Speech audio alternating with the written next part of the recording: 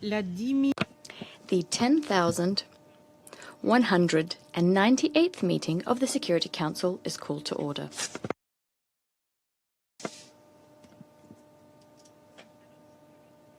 Adoption of the agenda. The provisional agenda for this meeting is the question concerning Haiti.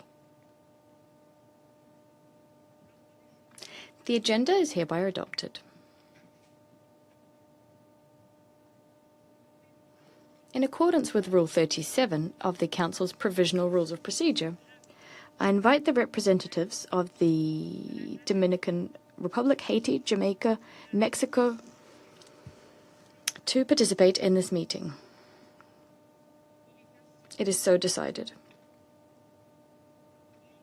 On behalf of the Council, I would like to welcome Her Excellency Ms. Raina Forbin, Minister for Foreign Affairs and Religious Affairs of Haiti, as well as His Excellency Mr. Roberto Alvarez Gil, Minister of Foreign Affairs of the Dominican Republic. In accordance with Rule 39 of the Council's Provisional Rules of Procedure, I invite the following briefers to partake in this meeting. Mr. Carlos Ruiz Massieu, Special Representative of the Secretary-General and Head of the United Nations Integrated Office in Haiti. Ms. Monica Juma, Executive Director of the United Nations Office on Drugs and Crime.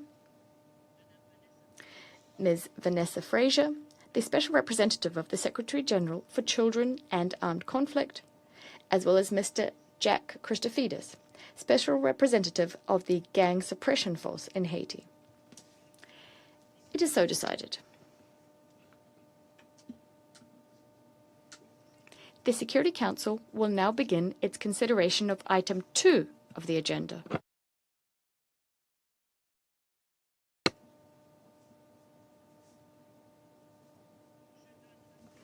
I now give the floor to Mr. Carlos Ruiz Massieu.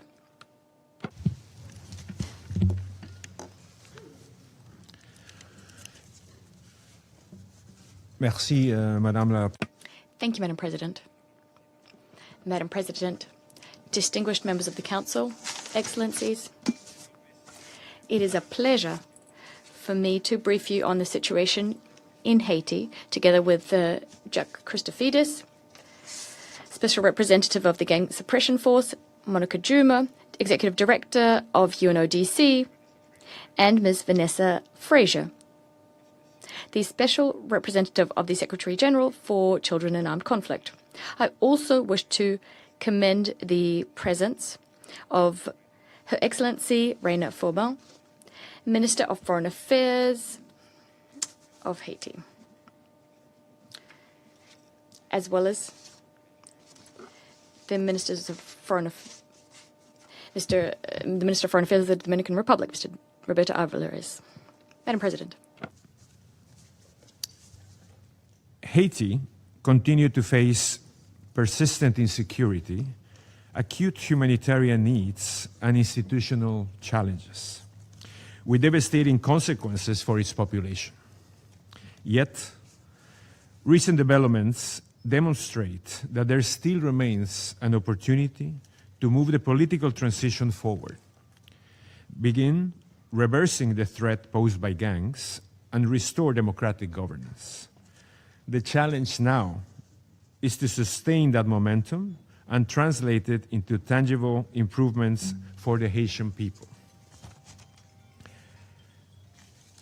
Madam President, the transition stands at a critical moment. The adoption of the revised electoral decree and the consensus reached on an electoral budget earlier this month are significant achievements that provide a basis for renewed momentum. The launch of voter registration today marks another important step forward. The next priority is clear: the adoption of a credible and realistic electoral calendar. Achieving this will require sustained cohesion among Haitian institutions, continued dialogue across the political spectrum, and a shared commitment to place the interest of the Haitian people above all else. I am convinced that Haitian stakeholders can work together to advance the transition, create the conditions for credible elections, and restore the functioning of their democratic institutions.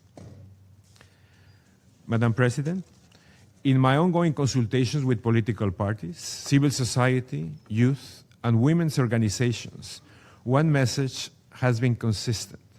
Security is indispensable for credible elections.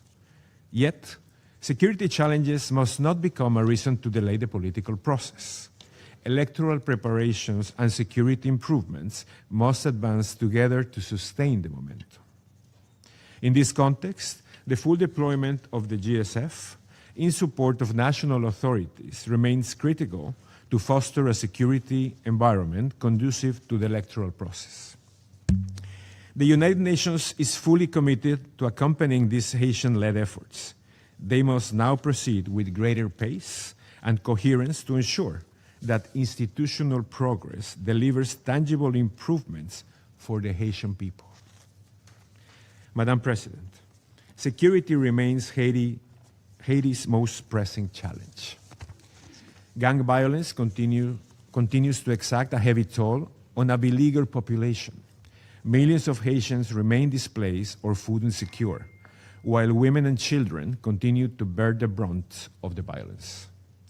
Recent attacks in Cité Soleil, Kenskoff, as well as in the Southeast and Artibonite departments, demonstrate the continued reach of gangs and the imperative need to step up efforts to break their influence and strengthen the protection of populations. Against this backdrop, the launch of operations by the GSF represents an important milestone. Together with the continued strengthening of the Haitian National Police and the Armed Forces of Haiti, it marks a transition from planning to implementation. The progressive deployment and scaling up of the force, with the support of the United Nations Support Office in Haiti, and successful targeted anti-gang operations will be critical to strengthening national efforts to address insecurity and restore public confidence. Ensuring that these efforts continue in the near future will be paramount. At the same time, ensuring the full compliance of these operations with international human rights law and relevant international standards is also essential to sustaining legitimacy, strengthening public trust, and achieving lasting security gains. I commend the efforts of UNODC, contributing member states, regional and international partners in establishing the operational, legal, and logistical frameworks that have made this possible. Equally important is the close coordination now established among BINUH, UNODC, the GSF, Haitian institutions, and international partners. Success depends on security, political engagement, and humanitarian action reinforcing each other. Madam President, security operations alone will not produce lasting peace. Achieving it requires a broader strategy, one that reduces the appeal and the capacity of armed gangs while strengthening justice, state institutions, and providing opportunities for communities affected by violence, especially for women and children. Haiti's children are at a grave risk. Alarmingly, as many as 1 in every 2 gang members today is a child. Children are being exploited, coerced into violence, and deprived of the opportunity to build a future. Averting a lost generation must therefore be at the heart of Haiti's stabilization and recovery efforts. I welcome the sustained leadership of the National Commission on Disarmament, Dismantlement, and Reintegration to advance a Haitian-owned vision for reducing armed violence and creating viable alternatives to gang membership, particularly for children and young people at risk. This vision must now be translated into a comprehensive national program supported by the international community. As outlined in the Secretary General's letter to this Council, the United Nations has developed practical phase options to support such a program alongside initiatives to strengthen justice, accountability, and oversight. Additionally, the establishment of 2 specialized judicial units to strengthen accountability for serious crimes is an important step towards delivering justice for victims and breaking the cycle of violence and impunity. I encourage member states, including those seeking complementary avenues to support Haiti's stabilization efforts, to channel their support through the proposed multi-party trust fund. This will help Haiti turn security gains into lasting stability. Madam President, distinguished Council members, the window of opportunity before Haiti must now be seized. The Council's continued support for this innovative partnership, the GSF, with logistical UN support, and the good offices and political work of BINUH, will be critical to help sustain the current momentum. As highlighted by the Secretary General during his recent visit to Port-au-Prince, lasting progress will require sustained political engagement and continued international solidarity. Above all, it will require a shared sense of urgency to deliver tangible improvements that the population can see and can feel. Madame la Présidente. Madam President, I call on the government of Haiti, as well as on all stakeholders, to make an unswerving commitment to exhibit political responsibility and to work in a constructive spirit so as to safeguard the gains we've accomplished. I also encourage member states to provide the necessary resources so as to support national priorities and lock in security gains, as well as to help create conducive conditions to the holding of elections and the restoration of democratic governance. The United Nations remain resolutely committed to assisting Haiti's efforts on this path. The Haitian people have been waiting for far too long. The Haitian people deserve for the progress that's been accomplished to be transformed into concrete improvements to their daily lives, as well as into new prospects for the future. I thank you. I thank Mr. Ruiz Massieu for his briefing. I now give the floor to Ms. Monica Juma. Madam President, distinguished members of Council, Excellencies, I am honored to address the Security Council for the first time as Executive Director of the United Nations Office on Drugs and Crime, and to present UNODC's 11th report on the situation in Haiti, which covers the period between January and July 2026. In preparation for this briefing, I traveled to Haiti last week. While I have visited Haiti in my previous capacity during the MSS deployment, my desire this time was to engage with the people and situation on the ground ahead of this session. During my visit, I met with the Prime Minister, senior government officials, including Ministers of Justice and Public Security, of Finance and Economy, the Director General of the Haitian National Police. I also held a briefing with ambassadors in Haiti and met with colleagues from the UN family, including the DSRG and resident coordinator, and the special representative of the Gang Suppression Force and head of UNSO, all of whom are committed to restoring peace and security in Haiti. I also traveled to and engaged with critical actors in the Dominican Republic, including Minister Roberto Alvarez, who is here, all who shared perspectives on the bilateral and regional dimension of the situation.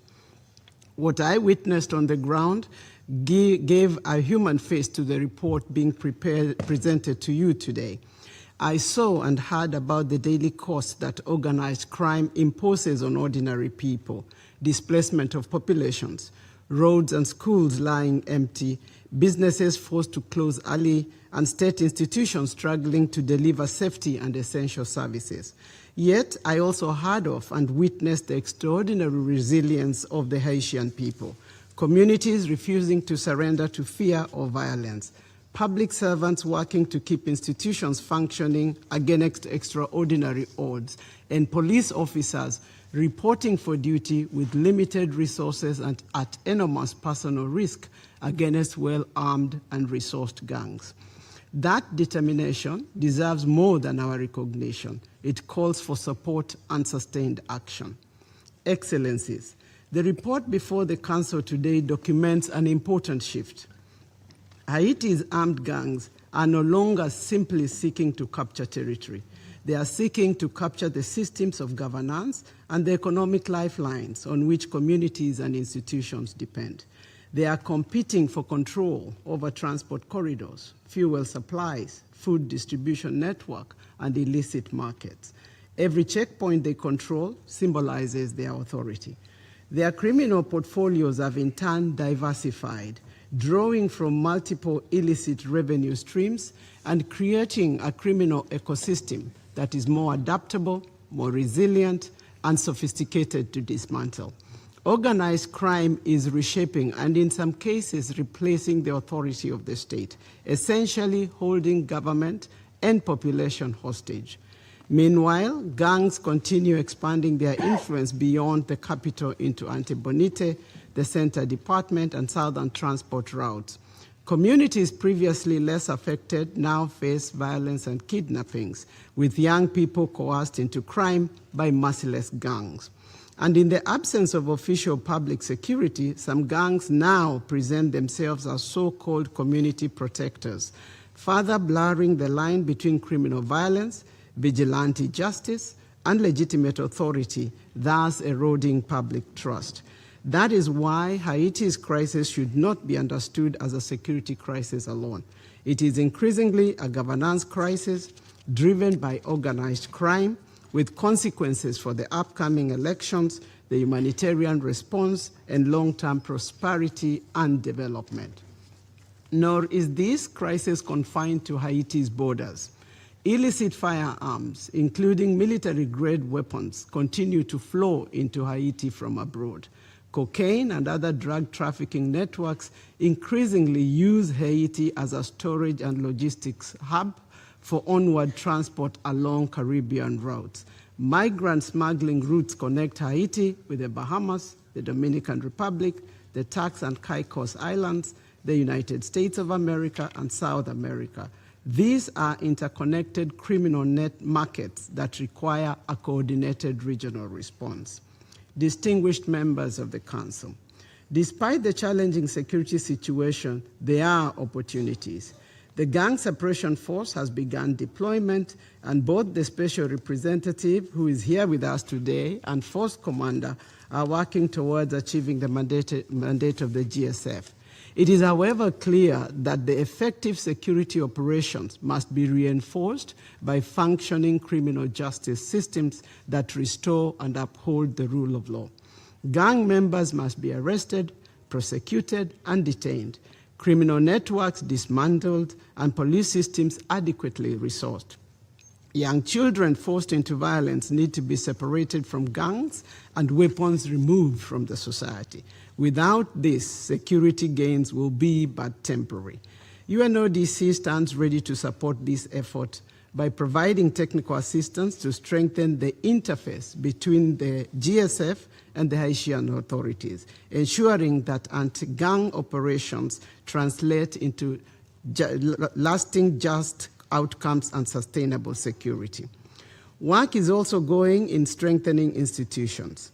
Together with the UN Human Rights Office, UNODC helped establish the specialized judicial pools to investigate complex financial crimes, corruption, money laundering, arms trafficking, and serious offenses such as sexual violence.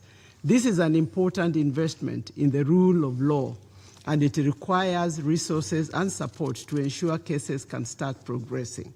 Haiti also completed its first national risk assessment on money laundering and terrorist financing, providing a foundation for stronger financial investigations and efforts to disrupt illicit financial flows.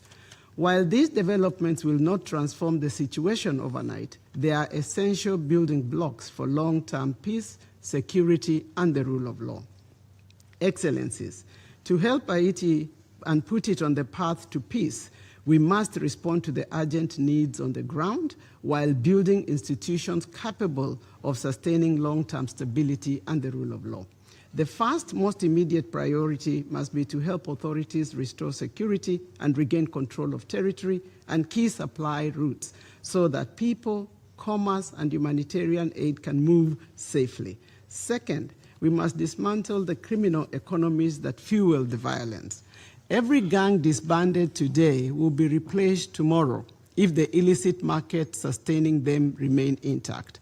That means strengthening financial investigations, cutting off illicit revenue streams, and confronting corruption. Third, we must strengthen border and customs control as well as regional efforts to stem the flow of guns, drugs, and equipment coming into Haiti and to prevent further spillover into neighboring countries. Strengthening border management, especially in southern Haiti and in the maritime domain, is critical to disrupting trafficking networks and reinforcing collective regional security. In this regard, UNODC is developing an integrated regional program for the Caribbean with Haiti at the center to facilitate operational cooperation, intelligence sharing, joint maritime patrols, and capacity building for security forces. And fourth, to build lasting, sustainable peace, we must rebuild trust between citizen and the state.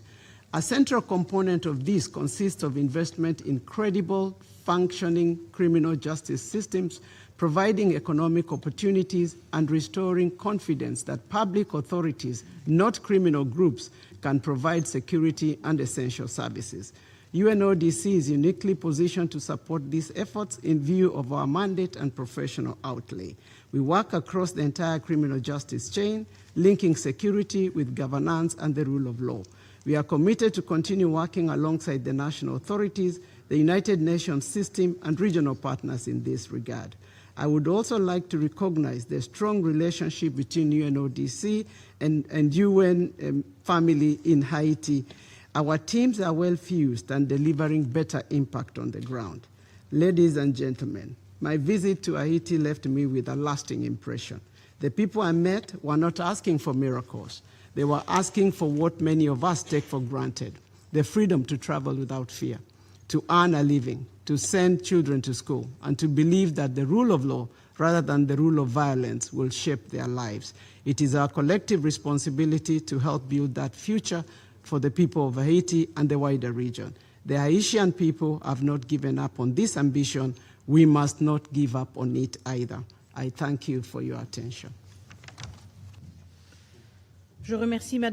I thank Ms. Juma for her briefing. I now give the floor to Ms. Vanessa Frazier.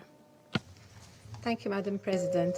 Distinguished members of the Council, I thank you for inviting me to brief you today on the situation of children affected by armed violence in Haiti. As you know, I traveled to Haiti in May.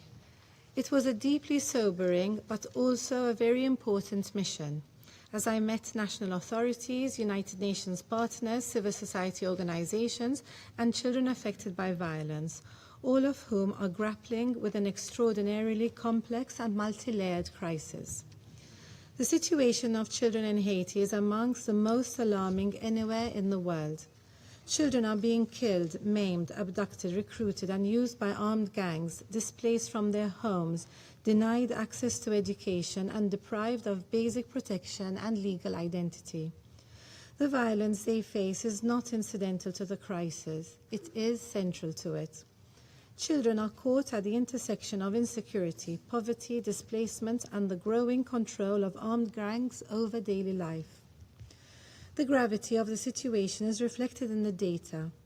In 2025, the United Nations verified 2,088 grave violations against 1,661 children in Haiti. Recruitment and use by armed gangs was the most prevalent violation, with 892 children recruited and used. Killing and maiming affected 620 children, and 277 children were abducted. Sexual violence against children also remains a matter of grave concern, including as a deliberate tactic to instill fear and assert control over communities. These figures show that Haiti's children are not only collateral victims of the crisis, they are being targeted, exploited, and instrumentalized by armed actors. Estimates suggest that children may account for more than half of gang members in Haiti. Children are recruited because of poverty, insecurity, family separation, displacement, lack of schooling, and the absence of viable alternatives. This is a devastating indicator of the extent to which armed gangs are exploiting vulnerability, absence of opportunities, and a severely diminished space for children's protection and development. During my visit, I stressed repeatedly that children associated with armed gangs must be treated first and foremost as victims. That principle is essential and grounded in international child protection standards and in the Convention on the Rights of the Child. It is also essential to any credible and sustainable response. For children who may have committed serious crimes during their association with gangs, international juvenile justice standards apply. Detention must remain a measure of last resort and for the shortest appropriate period of time. Haiti's obligations under the Convention of the Rights of the Child, as well as its commitments to the Paris Principles, must guide the treatment of all children, including those in conflict with the law. I was deeply troubled by what I saw at the detention facility Saint-Michel in Port-au-Prince, where children have been held for years, in some cases without charge and without being brought before a judge. Some of the children with whom I spoke reported having spent up to 8 years in detention without ever having appeared before a judge. This is not acceptable. I was also gravely concerned by the conditions of detention. Saint-Michel was designed to accommodate approximately 100 children. Yet, on the day of my visit, the facility held almost 600 detainees, of whom less than 100 were children. The remaining detainees were adults, many of whom should not have been accommodated in a facility intended for children. This severe overcrowding has further exacerbated the situation of children deprived of their liberty, who are confined to highly restricted spaces in order to maintain separation from the adult population. I raised these concerns directly with the authorities and urged the immediate review of all cases involving children deprived of their liberty, strengthening judicial oversight, and the release of children wherever possible in accordance with international juvenile justice standards. Children should not spend years in detention because protection and justice systems have failed to respond. I also stressed that the loss, destruction, or absence of case files can under no circumstances justify the continued detention of a child. Such cases must be resolved without delay and in full respect of due process guarantees. I also advocated strongly for the full implementation of the handover protocol. This protocol is one of the most important practical tools available in Haiti today. It provides a clear framework for transferring children encountered during security operations to child protection actors rather than detention pathways. I am encouraged that more than 570 children have already been handed over to civilian child protection actors under this framework. This is a significant achievement and proof that practical solutions are possible when there is political will and coordinated action. At the same time, implementation remains uneven. There is an urgent need to standardize procedures, clarify roles, and ensure that all actors apply the protocol consistently. I therefore welcomed the discussion underway between the Ministry of Justice, the National DDR Commission, Institute of Social Welfare and Research, the EBSR, UNICEF, and other partners to develop an implementation manual that would clarify the distinction between the child protection pathway for children associated with gangs, who must be treated first and foremost as victims, and the juvenile justice pathway that may apply where a child is alleged to have committed a serious offense. A clear and coherent system is essential if Haiti is to avoid ad hoc responses and is to prevent children from falling through the cracks. The urgency of this work cannot be overstated. If the GSF achieves the operational impact that is envisaged, larger numbers of children are likely to be separated from armed gangs and referred through the handover protocol. The protocol and accompanying procedures must therefore be fully operational, well coordinated, and consistently implemented before those capacities are tested at scale. Any gaps or delays that are manageable today risk becoming major protection risks tomorrow. This is why investing now in effective implementation, clear responsibilities, and adequate reception and reintegration capacities is so crucial. Madam President, my visit took place at a critical moment as the Gang Suppression Force prepares for deployment. I emphasized in all my meetings that security and child protection cannot be separated. The deployment of the GSF creates both risks and opportunities. The risk is that children encountered during operations may be treated as security threats and moved into detention and criminalization. The opportunity is that, if the right systems are in place, children can be separated from armed gangs, transferred to civilian child protection actors, and given a real chance at reintegration. However, this opportunity can only be realized if the handover protocol is functioning effectively and consistently in practice. A child protection response is only as strong as the system that supports it. I was encouraged to hear that the GSF recognizes that children are to be treated primarily as victims and that protocols and systems are being put in place to protect children during operations. I also welcomed the development of standard operating procedures, child protection training before and during deployment, and efforts to align operational arrangements with the handover protocol.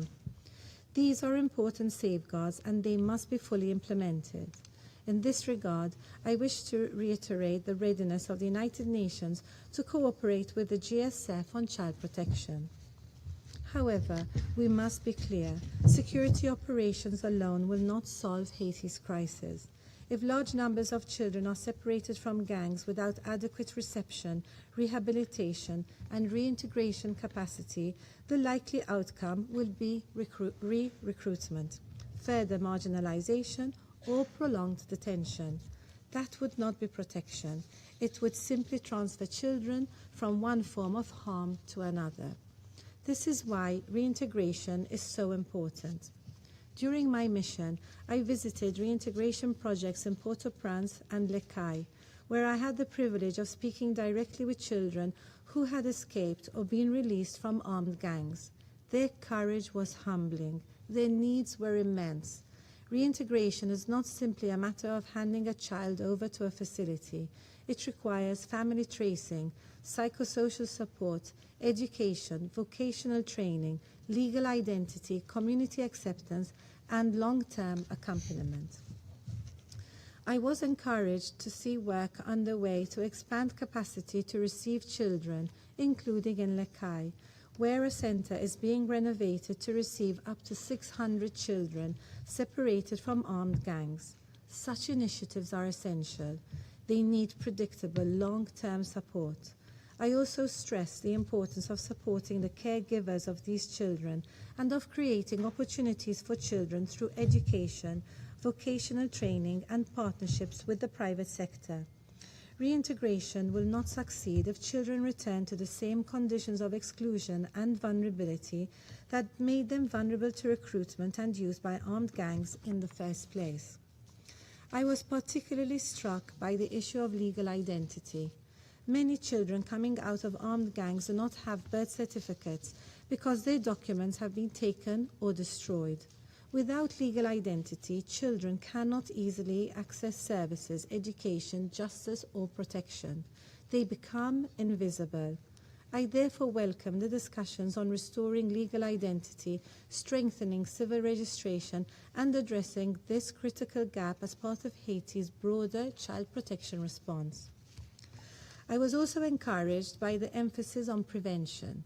the Haitian authorities and partners spoke to me about the importance of community sensitization, social cohesion, religious leaders, local networks, and even social media engagement to deliver peace messages and counter recruitment. These approaches matter. I would also like to commend the initiative of the Minister of Foreign Affairs and Religious Affairs in convening an interfaith conference at the end of May. By bringing together religious and community leaders from across Haiti, the conference aimed to highlight the important role that faith and community actors can play in sensitizing communities to view children formerly associated with armed groups primarily as victims, deserving of support, acceptance, and reintegration into community life. Prevention begins at home, in the community, in the classroom, and in public spaces. It requires trusted messages, safer communities, and real alternatives for children and adolescents. Madam President, the education crisis in Haiti is also a child protection crisis. I was informed that thousands of schools are closed or not functioning, including because they are occupied by armed gangs or used by internally displaced persons. For children, the collapse of education is a loss of learning, as well as a loss of protection, structure, and hope. A child who is out of school is exposed to recruitment, exploitation, and violence. Education must therefore be treated as part of the protection response. I was encouraged by the work of the UN system, as well as by the tireless efforts of civil society organizations operating in extremely difficult circumstances. I also welcome the interest of donor and member states in supporting Haiti's response. The needs are far greater than the current resources. I urge donors to invest in the immediate response and in the long-term strengthening of child protection, justice, civil registration, reintegration, and education systems. In particular, we need sustained support for Haitian institutions such as the BINUH, the justice system, the National DDR Commission, and community-based protection and reintegration structures. We also need to support reception and rehabilitation centers, psychosocial services, family tracing, and social and economic reintegration, including for older adolescents and youth. Short-term funding cycles will not be sufficient. Haiti needs predictable investment over time. Madam President, my visit to Haiti left me with a strong sense of urgency, but also with a sense that there is a real opportunity to make progress if we act with coherence and determination. The implementation of the handover protocol, the deployment of the GSF with robust child protection safeguards, the strengthening of national child protection and justice systems, the commitment of national authorities and partners all provide an opening for positive change. But that opening will only matter if children remain at the center of every decision. Children associated with gangs must be treated as victims first and foremost. Children in detention must be urgently reviewed and released wherever possible. Children without identity must be registered. Children who have escaped violence must be reintegrated with dignity. Children at risk must be protected before they are recruited. And children who have suffered violence must be given the support that they need to heal, recover, and rebuild their lives. To conclude, Haiti is a situation in which I see both profound suffering and genuine potential for progress. If we join forces in support of the Haitian authorities, strengthen child protection systems, and ensure that security, justice, education, and reintegration efforts are brought together around the best interests of the child, we can make a meaningful difference for children in Haiti. I thank you for your attention. Je remercie Madame. I thank Madam Fraser for the briefing, and I now give the floor to Mr. Jack Christofides.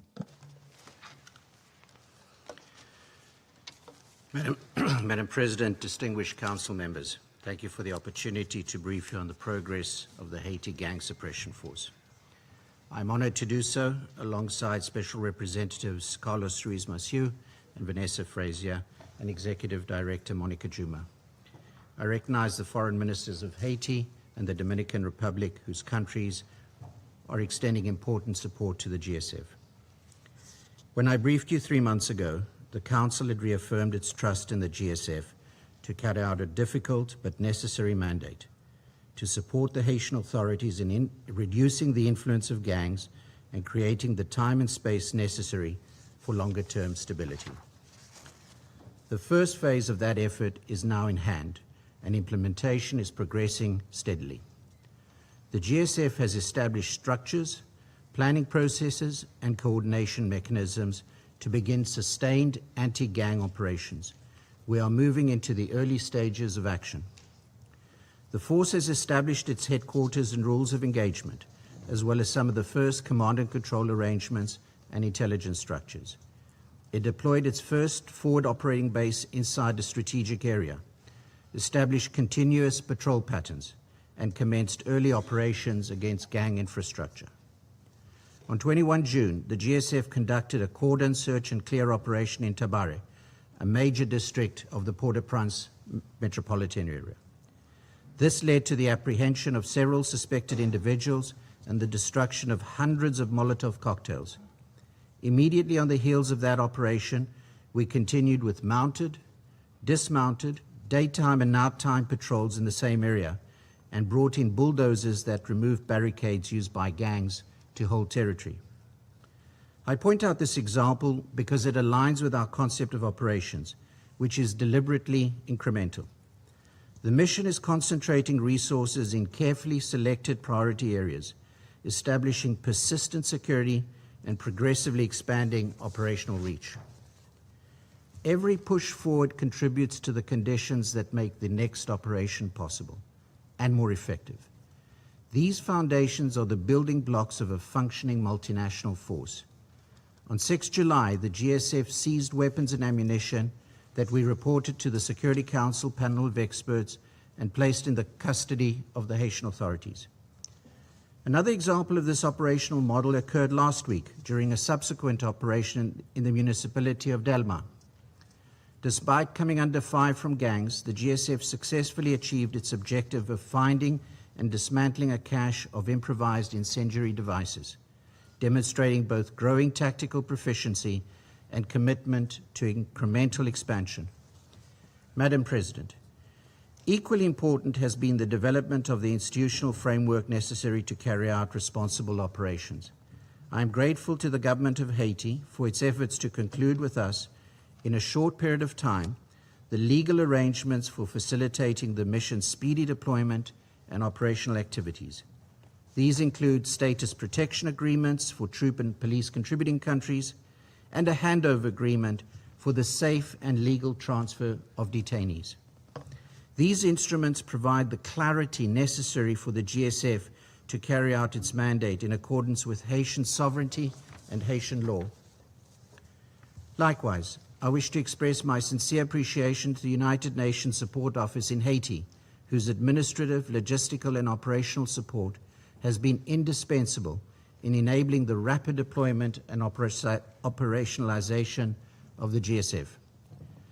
The mission has also established a comprehensive accountability architecture, including operational policies, mandatory induction training, and civilian harm mitigation measures.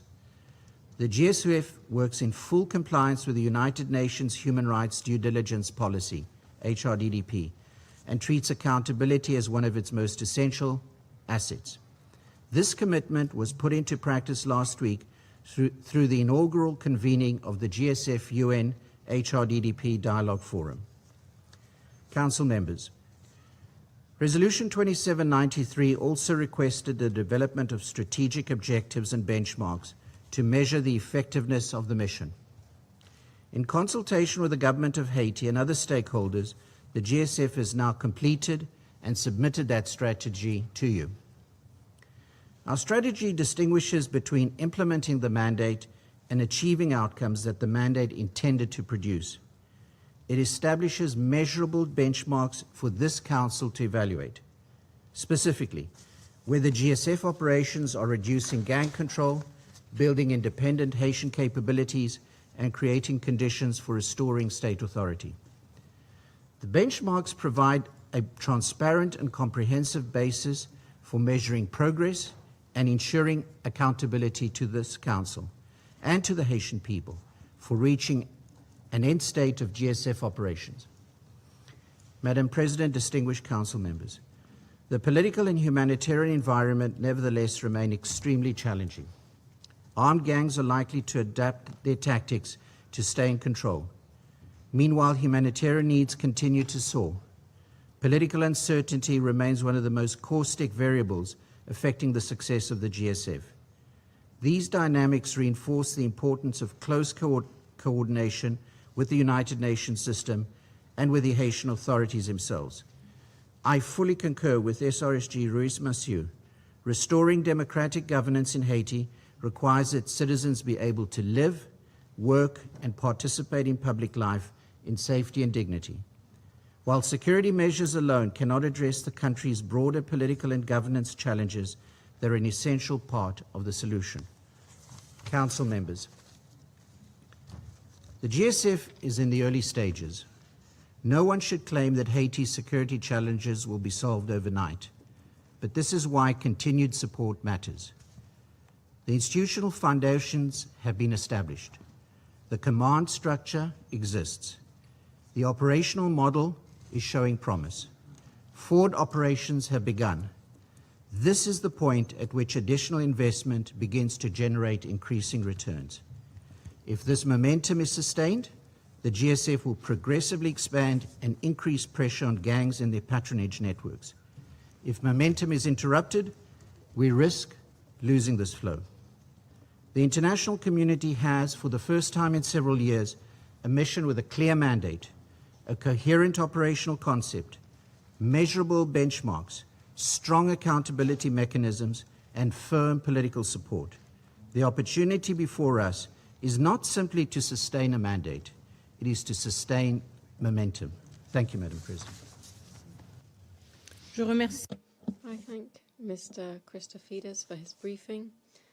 I will now make a statement in my capacity as Minister for Foreign Affairs, International Cooperation, and the Francophonie and the Congolese diaspora of the Democratic Republic of the Congo. Distinguished members of the Security Council, ladies and gentlemen, it is an honor for me to deliver this statement on behalf of the A3, Liberia, Somalia, and my own country, the Democratic Republic of the Congo. We'd like to thank the Special Representative of the Secretary General, Mr. Carlos Ruiz-Massieu, Ms. Monica Juma, Executive Director of the United Office on Drugs and Crime, as well as Ms. Vanessa Frazier, and Mr. Jack Christofides, Head of the Gang Suppression Force, GSF. Thank you for your enlightening briefings. I also wish to welcome the presence of His Excellency, Ms. Raina Forbin, Minister for Foreign Affairs and Religious Affairs of Haiti, as well as His Excellency Mr. Roberto Alvarez Gil, Minister for Foreign Affairs of the Dominican Republic.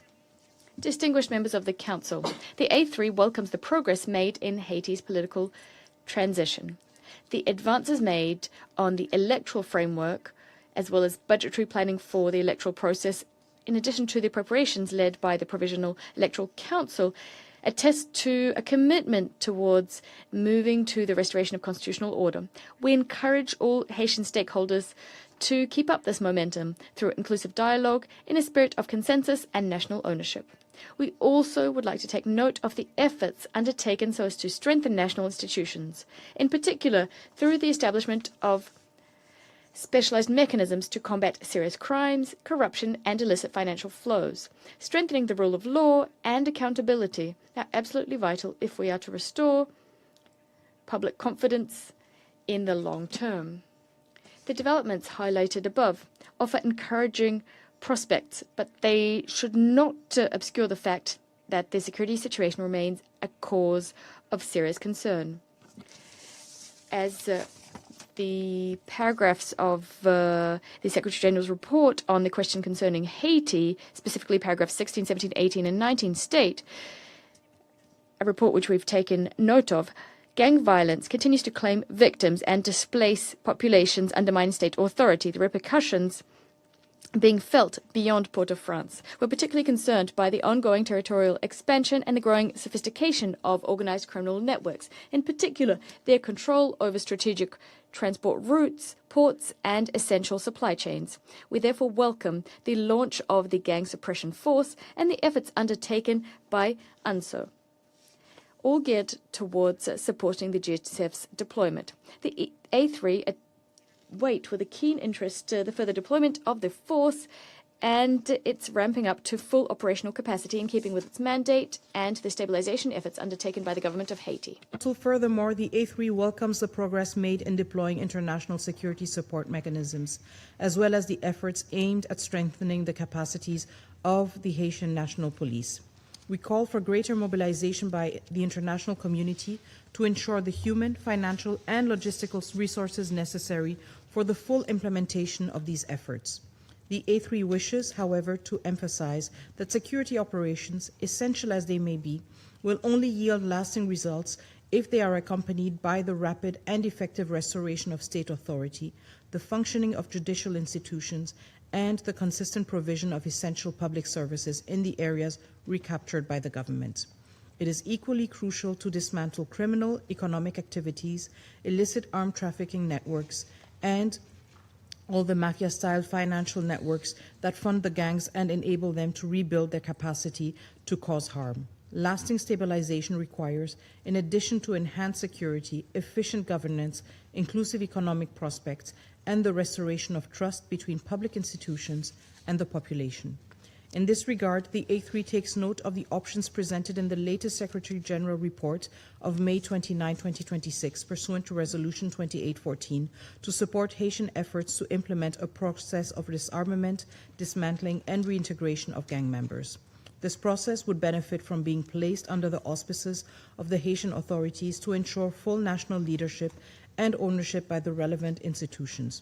We further reaffirm our support to a phased approach, led at the national level and tailored to the realities of the Haitian context, while complementing ongoing security efforts. In the view of the A3, the success of this process will depend on a sustained commitment from international community based on consistent political support, adequate resources, predictable and sustainable funding. Regarding the particularly sensitive situation of children associated with gangs or in conflict with the law, as referred in the Secretary General's report, the A3 strongly condemns their recruitment and use by gangs. The A3 emphasizes that these children must first and foremost be regarded as victims and as such must benefit from appropriate measures for protection, rehabilitation, and reintegration.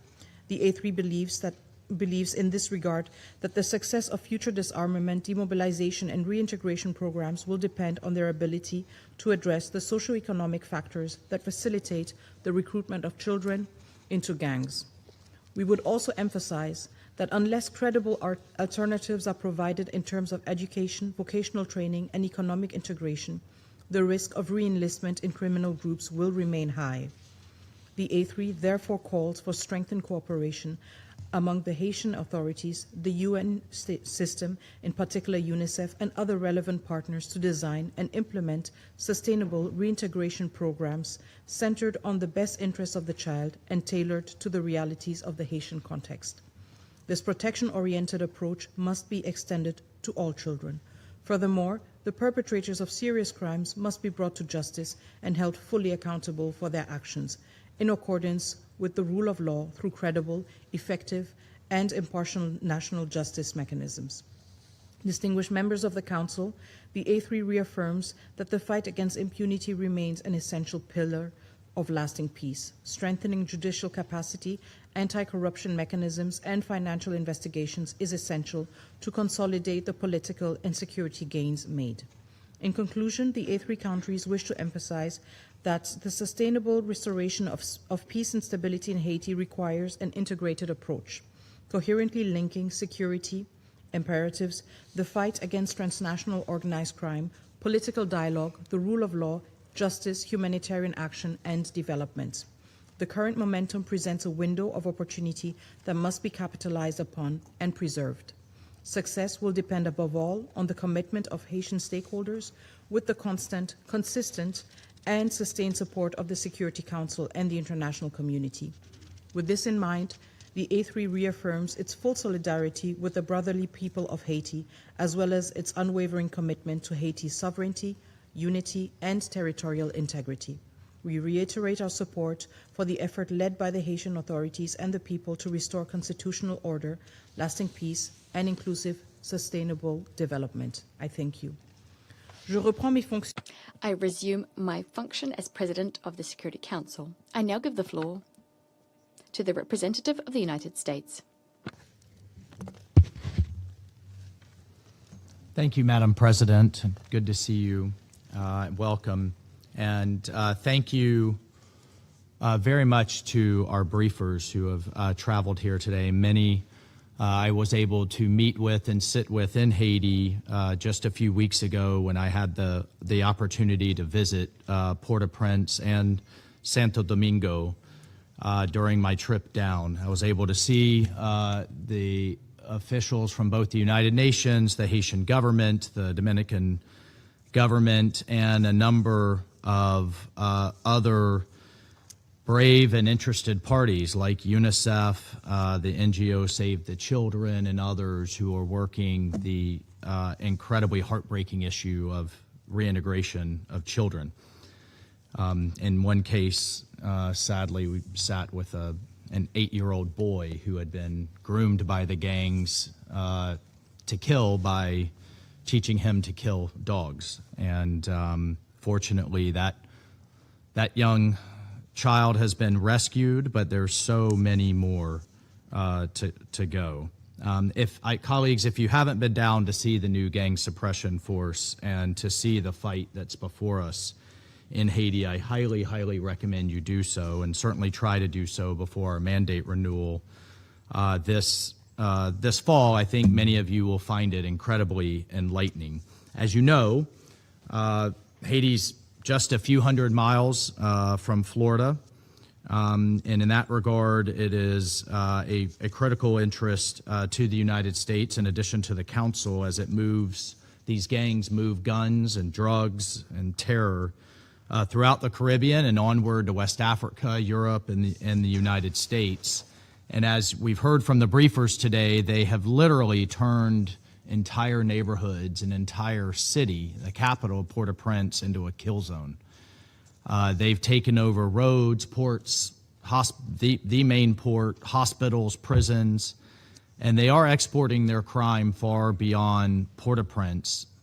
What was incredibly disturbing, amongst many things, is that they are valorizing it. They're celebrating it on social media sites like TikTok and Facebook and Instagram, portraying themselves as revolutionaries as they recruit children to their cause, often terrorize the Haitian people by their executions and other forms of torture.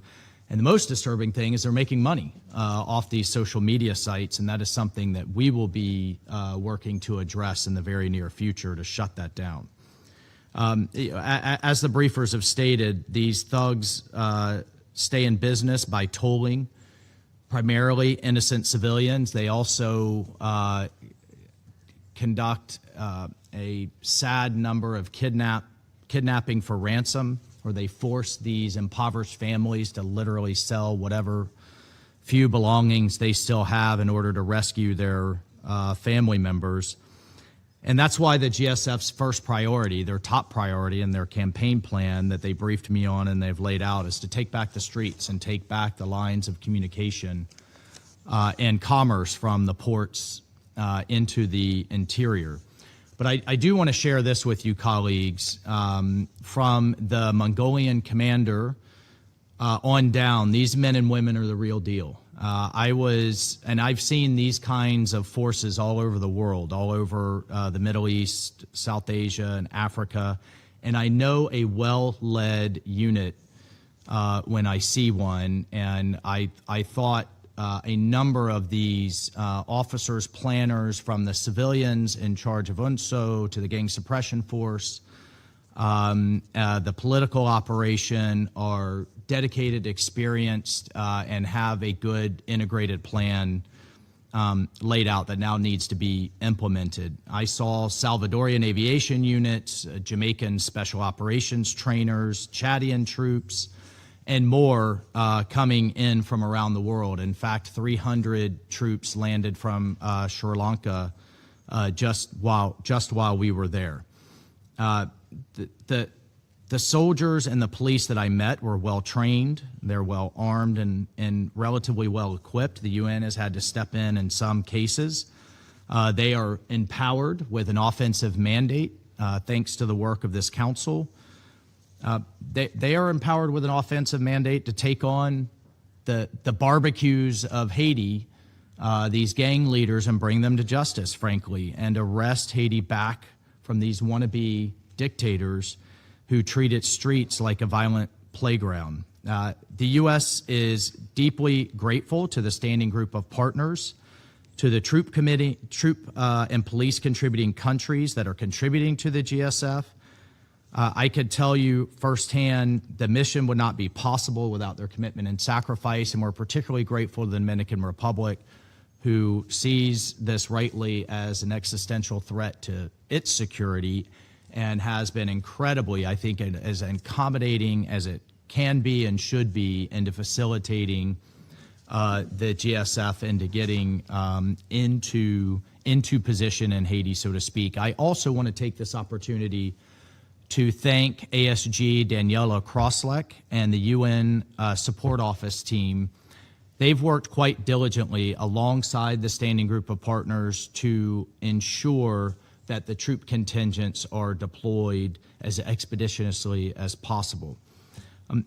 Frankly, colleagues, I think over the past 10 months, the GSF has shown what the UN can do when it gets back to basics. And it's just the beginning. As the special representative stated, the GSF's progress will be measured, and that's so important, that it'll actually be measured against the objectives and benchmarks that Special Representative Christofides has outlined. And that is in line with this council's mandate. And I appreciate the coming forward with those measurements and those benchmarks so that the council can then evaluate progress. And again, this is how the UN was intended to work. Nations come together, stop the chaos before it spreads, and shoulder the burden collectively. To that end, we look forward to working with our co-pen, Panama, as the council seeks to renew the GSF mandate in September. And between now and then, I would call on, I've spoken to a number of the country representatives, but I would call on everyone with any type of airlift capacity to help deploy the troops and equipment, particularly help our colleagues in Sri Lanka and Bangladesh and Cote d'Ivoire to accelerate their deployment with airlift capacity. Obviously, the troops and equipment will get on the ground to help the Haitian people much faster if they come by air versus much slower sea lift. So I just can't emphasize that enough for all of our colleagues with any kind, commercial or military capacity, to help in that regard. So here's what victory looks like. Success looks like gangs no longer control half of Haiti. It means Haitian families can leave their homes without paying gang tolls, or in many cases often having to sell their children to the gangs, or even provide their children at gunpoint to the gangs. And victory means like bringing these gang leaders to justice, either arrested or neutralized. The GSF can win each of these battles, and the first clearing operation, I think, was a step absolutely in the right direction. But importantly, the Haitian government knows. I was able to meet with both the foreign minister who's here today and the prime minister. They know that the long-term answer must be Haitian security forces that can hold ground, enforce the law, and defend their own people. And colleagues, I just want you to appreciate what a brutal fight this is ahead of the Haitian security forces. I was able to meet with some police officers, and they told me the story of just 2 weeks prior, a police patrol, one of the armored vehicles got stuck in a ditch. The gang surrounded it, lit a fire underneath it, so that the Haitian police officers inside faced a brutal choice: either be burned alive or leave the safety of their armored vehicle. Obviously, they chose the latter. They were flayed alive in the streets, pinned to the side of their burning armored vehicle to send a message. So I don't mean to be too graphic here, but I want everyone to understand the fight that is ahead of the Haitian government and the brave men and women who step into these security forces. In another instance, the gangs often literally blockade the roads for their checkpoints. So there's a real need for engineering equipment, heavy bulldozers and the like, to clear these roads and clear these checkpoints. In another instance, one of the operators who was brave enough to work with us, to work with the Gang Suppression Force to clear these obstacles, the gangs kidnapped the young man's family and held them hostage until literally he came and traded his life. They executed him in the streets to, again, send a message. He traded his life for that of his family. So I just tell you those, just a few of so many painful anecdotes that we cannot, I just cannot underemphasize the brutality that these gangs are facing or imparting upon their own people. But despite the difficult road ahead, the HNP, the Haitian National Police, and the Haitian Armed Forces are stepping up in a significant way. The U.S. supports wholeheartedly the HNP's P4000 surge recruitment program with the objective of adding 4,000 new police officers to Haiti by early 2027. Already, this program has graduated 2,000 new officers that are deploying to secure more territory across Haiti. And the U.S. is also pleased that Haitian authorities are fulfilling their pledge to the Haitian people to return the country to democratic governance. We commend in particular the Provincial Electoral Council for its concrete steps, both budgetary and otherwise, towards organizing elections for the first time in a decade. Colleagues, the Haitian people deserve streets free of gangs, institutions free of intimidation, and a government chosen by them, by the people. Haiti's collapse could never just stay inside of Haiti. Gang violence, drug trafficking, arms smuggling, illegal migration do not know borders. A safer Haiti supports the interests of this entire region and of every nation that wants the Caribbean to be free of criminal control.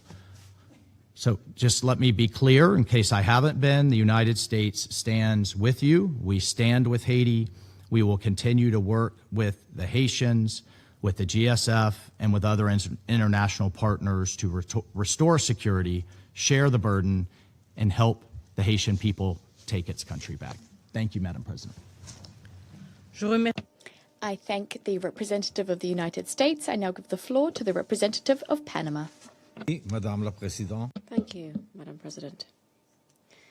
We are grateful for the briefings by the Special Representative of the Secretary General for Haiti, Mr. Carlos Ruiz-Massieu, the Executive Director of the United Nations Office on Drugs and Crime, Ms. Monica Juma, the Special Representative of the Secretary General for Children and Armed Conflict, Vanessa Frazier, and the Special Representative for the Gang Suppression Force, Mr. Jack Christofides. We greet the Minister of Foreign Affairs of the Democratic Republic of the Congo, Thérèse Kayikwamba, the Minister of Foreign Relations of Haiti, Reina Forbin, and the Minister of the Dominican Republic, Roberto Alvarez Gil, as well as the representatives of the delegations of Mexico and Jamaica who honor us with their presence here. We wish to begin by welcoming the visit of the Secretary General to Haiti and the Dominican Republic, which demonstrates that the situation remains a priority on his agenda. In light of the tremendous challenges facing this nation, a nation which remains a historic symbol of liberation for all of our America. Likewise, we highlight the recent visit by the Executive Director of the UNODC, Ms. Monica Juma. This reiterates the commitment of the whole United Nations, including the Secretariat, agencies, funds and programs to Haiti. The multiple factors that are impacting the multidimensional crisis affecting the Kindred Republic of Haiti are all intrinsically interconnected. And in this regard, it is specifically those who bear no responsibility for this violence who disproportionately suffer its consequences. At the humanitarian level, the figures of the more than 1.4 million people who, for fear of their lives, have been forced to flee their homes and are now internally displaced, speak for themselves. The dire situation is also clear from the more than 5.8 million Haitians who are facing acute food insecurity. This reality is clear to see with particular cruelty in the cases of sexual and gender-based violence, in the alarming rates of gang rapes on women and girls, and the forced recruitment of children who continue to be denied a real childhood.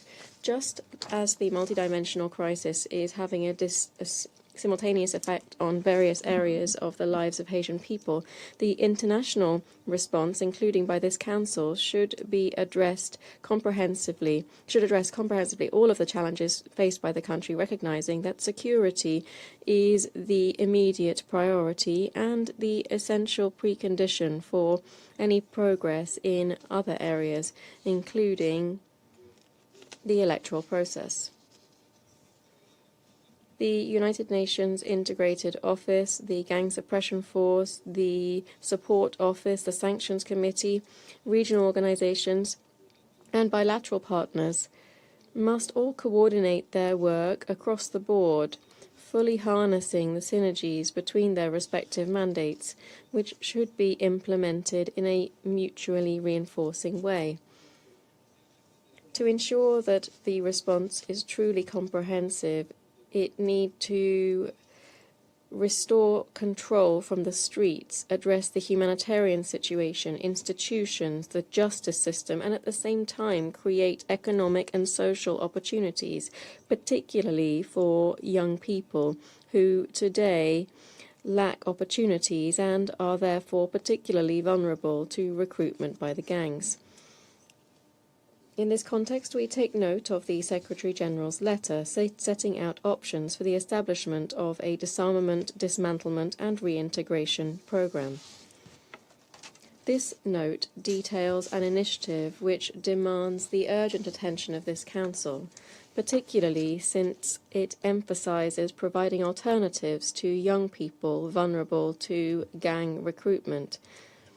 This is an essential complement to security efforts. In addition, we highlight the arrival of additional troops, and we express our most sincere thanks to the Support Office for their invaluable work. In addition, we particularly thank Chad, Sri Lanka, Mongolia, Jamaica, El Salvador, Guatemala, and all states which have either contributed or have committed to contributing contingents to this important mission. In terms of the priorities, the security situation, we hope that the deployment of the Gang Suppression Force will continue to grow in strength and to build on the progress already made in close cooperation with the other components of the security response. This coordination should also extend to humanitarian actors, so as to preserve an environment allowing them to provide safe and uninterrupted assistance. Madam President, stabilizing Haiti doesn't solely depend on restoring its security. This Council, together with the international community, must contribute to promoting a truly comprehensive approach, combining security, strengthened institutions, justice, development, and human rights protection. However, the success of these efforts also demands the commitment, political will, and continued leadership of Haitian authorities and of Haitian people. Only through these collective efforts will it be possible to consolidate the minimum security conditions needed to progress with the country's recovery, laying the foundations for lasting peace and stability, and enabling the Haitian people through a free, inclusive and credible electoral process to decide on the future of their own nation. Thank you very much. I thank the representative of Panama, and I now give the floor to the representative of Latvia. Merci, Madame la Présidente. Thank you, Madam President. I thank SRSG Carlos Ruiz Massieu, Executive Director of UNODC, Monica Juma, SRSG for Children in Armed Conflict, Vanessa Fraser, and Special Representative for the JSF, Jack Christofides, for their very comprehensive briefings. And I welcome the participation of Ministers of Foreign Affairs of Haiti and Dominican Republic to this meeting. Madam President, Haiti stands at a pivotal moment. While security, humanitarian and political challenges remain profound, they also underscore the urgency of restoring democratic governance. We welcome the positive steps, namely amended electoral decree and the presentation of a revised, balanced electoral budget. And we encourage the Haitian authorities not to delay announcement of a clear and realistic electoral calendar. Holding elections is essential to rebuilding public confidence, demonstrating accountability to national stakeholders, and the Haitian people who desire peace, security, and stability. The current window of opportunity provides momentum, which is why preparations for the electoral process, including the expected start of the voter registration, must take place alongside the efforts to ensure optimal security conditions for inclusive and credible elections. Madam President, the deployment of the GSF is a game changer, and we commend the GSF and UNSO for their efforts and support to Haiti under exceptionally difficult circumstances. And we express our appreciation to all the member states for contributing personnel, equipment, and funds at this critical time.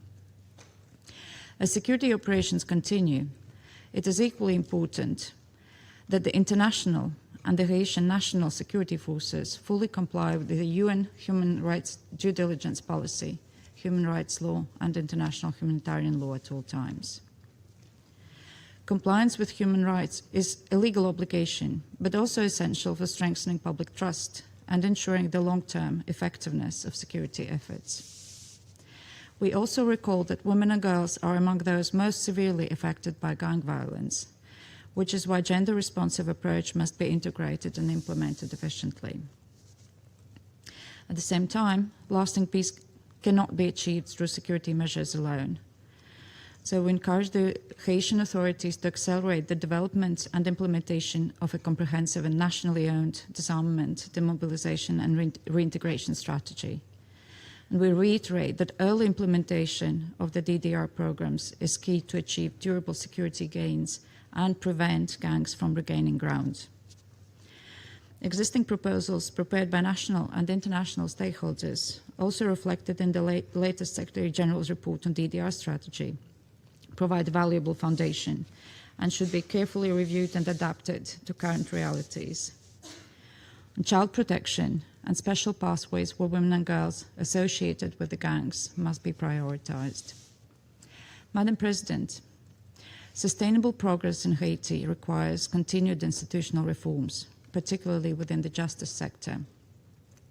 The main enablers of gang violence in Haiti, such as weak governance, widespread corruption, and fragile judiciary, should be addressed and tackled decisively to achieve concrete judicial outcomes and restore the much-needed trust in public institutions.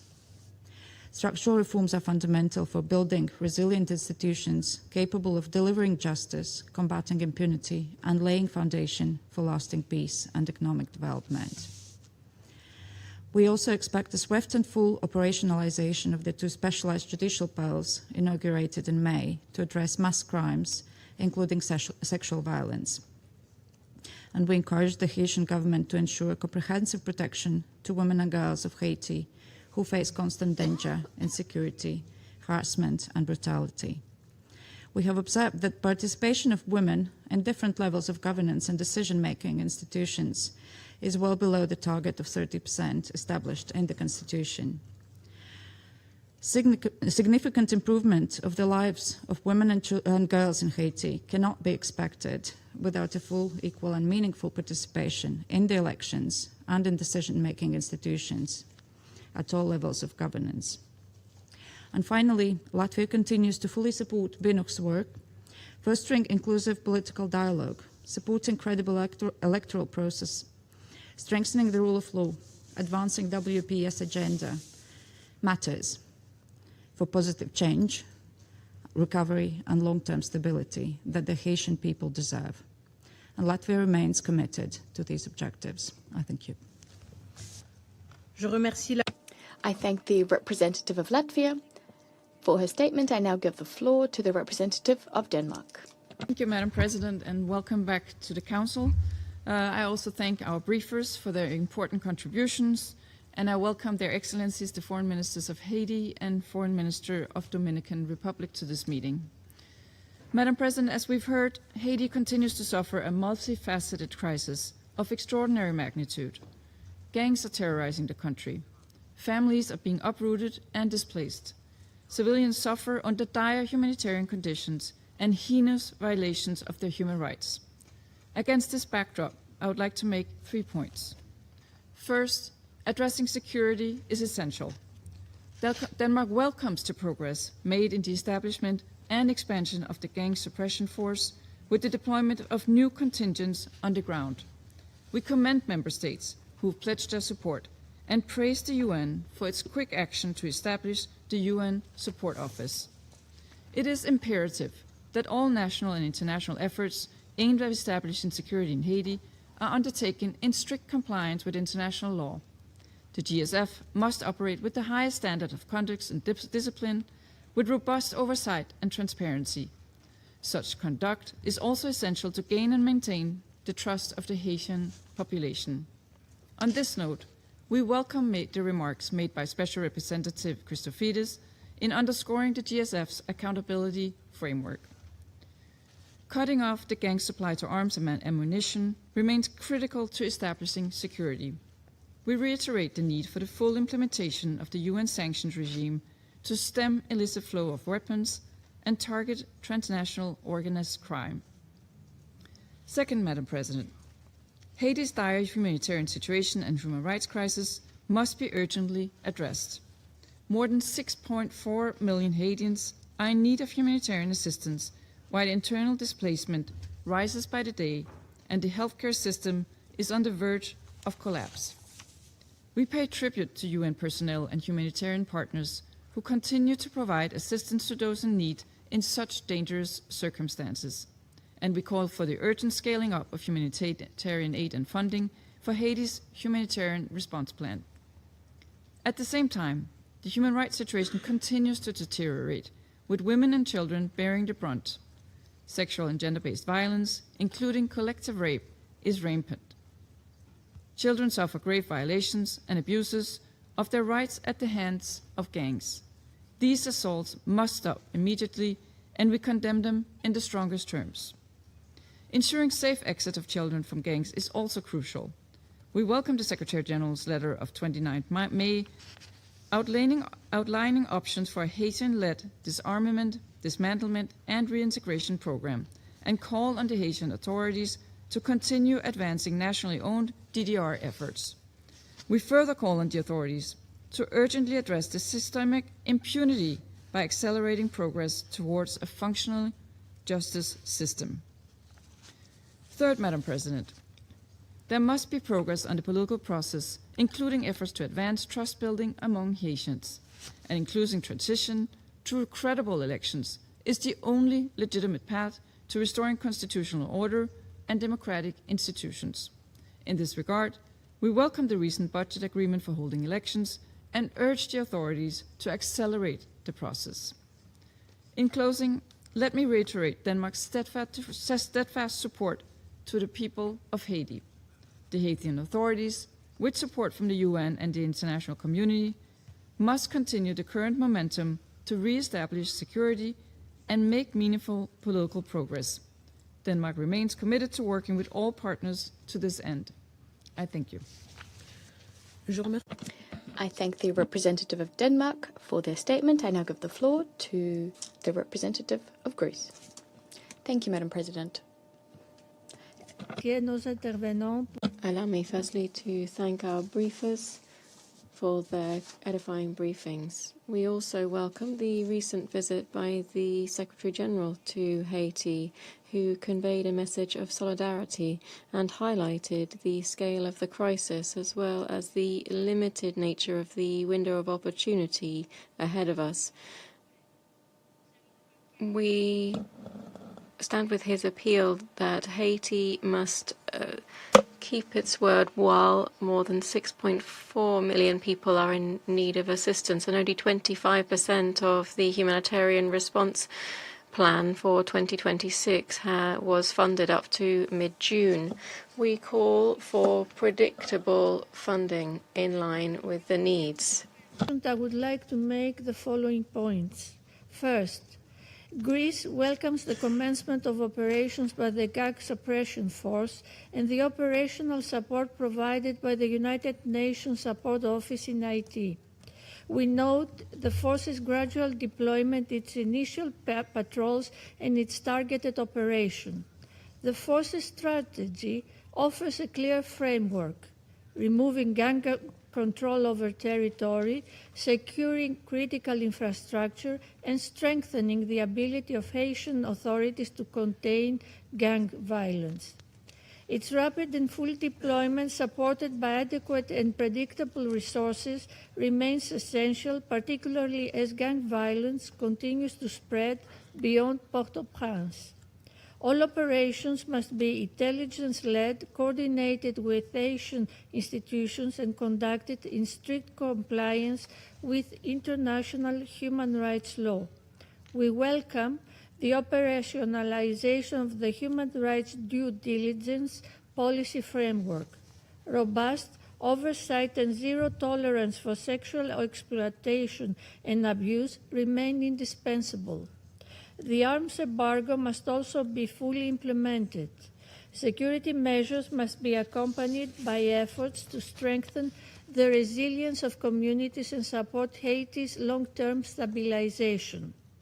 At the same time, security gains must create space for political progress. We welcome the amended electoral decree of the 2nd of July and the agreement on a revised electoral budget. These are important steps, but the electoral calendar remains under review and outstanding concern must be resolved through inclusive dialogue. We urge Asian stakeholders to accelerate preparations as credible, inclusive, and safe elections remain the only legitimate path towards restoring constitutional order.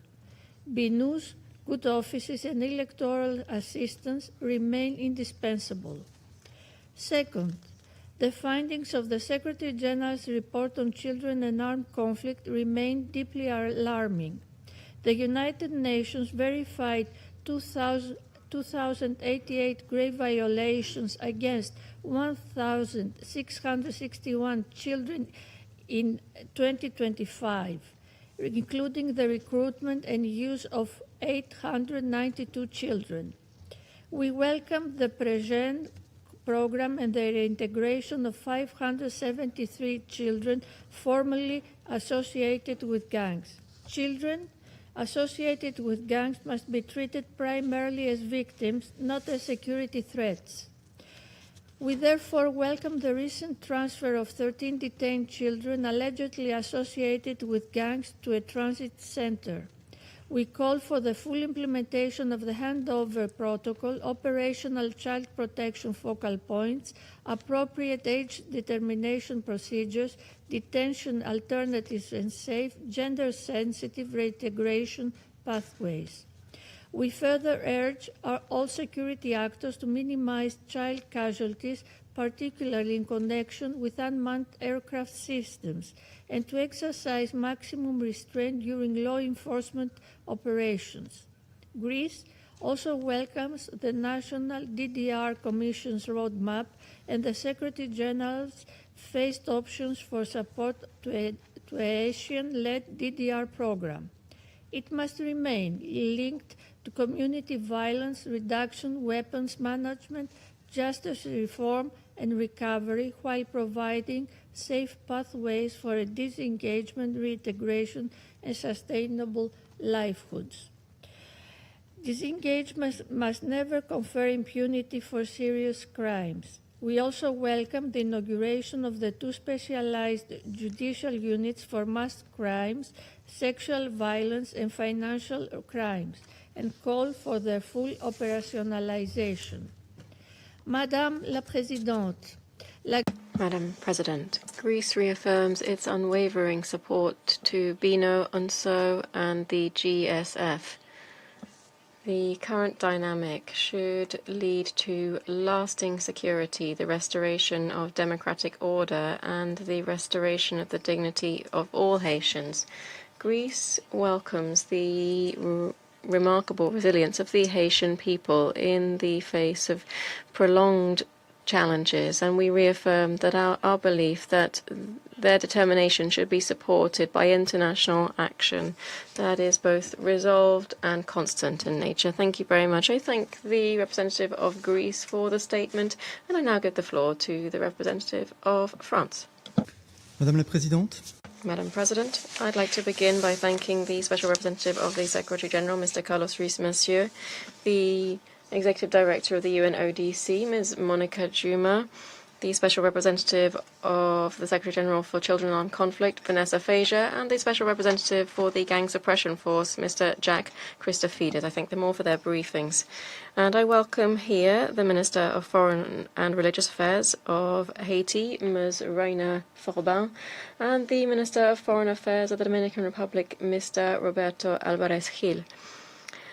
Madam President, it is clear that the priority for Haiti is to restore security and to allow the restoration of basic services and the rule of law across its territory. This is an agenda that we are all committed to respond to a double urgency. The urgency for the millions of Haitian people who on a daily basis suffer the violence of criminal gangs, forced displacement, and food insecurity.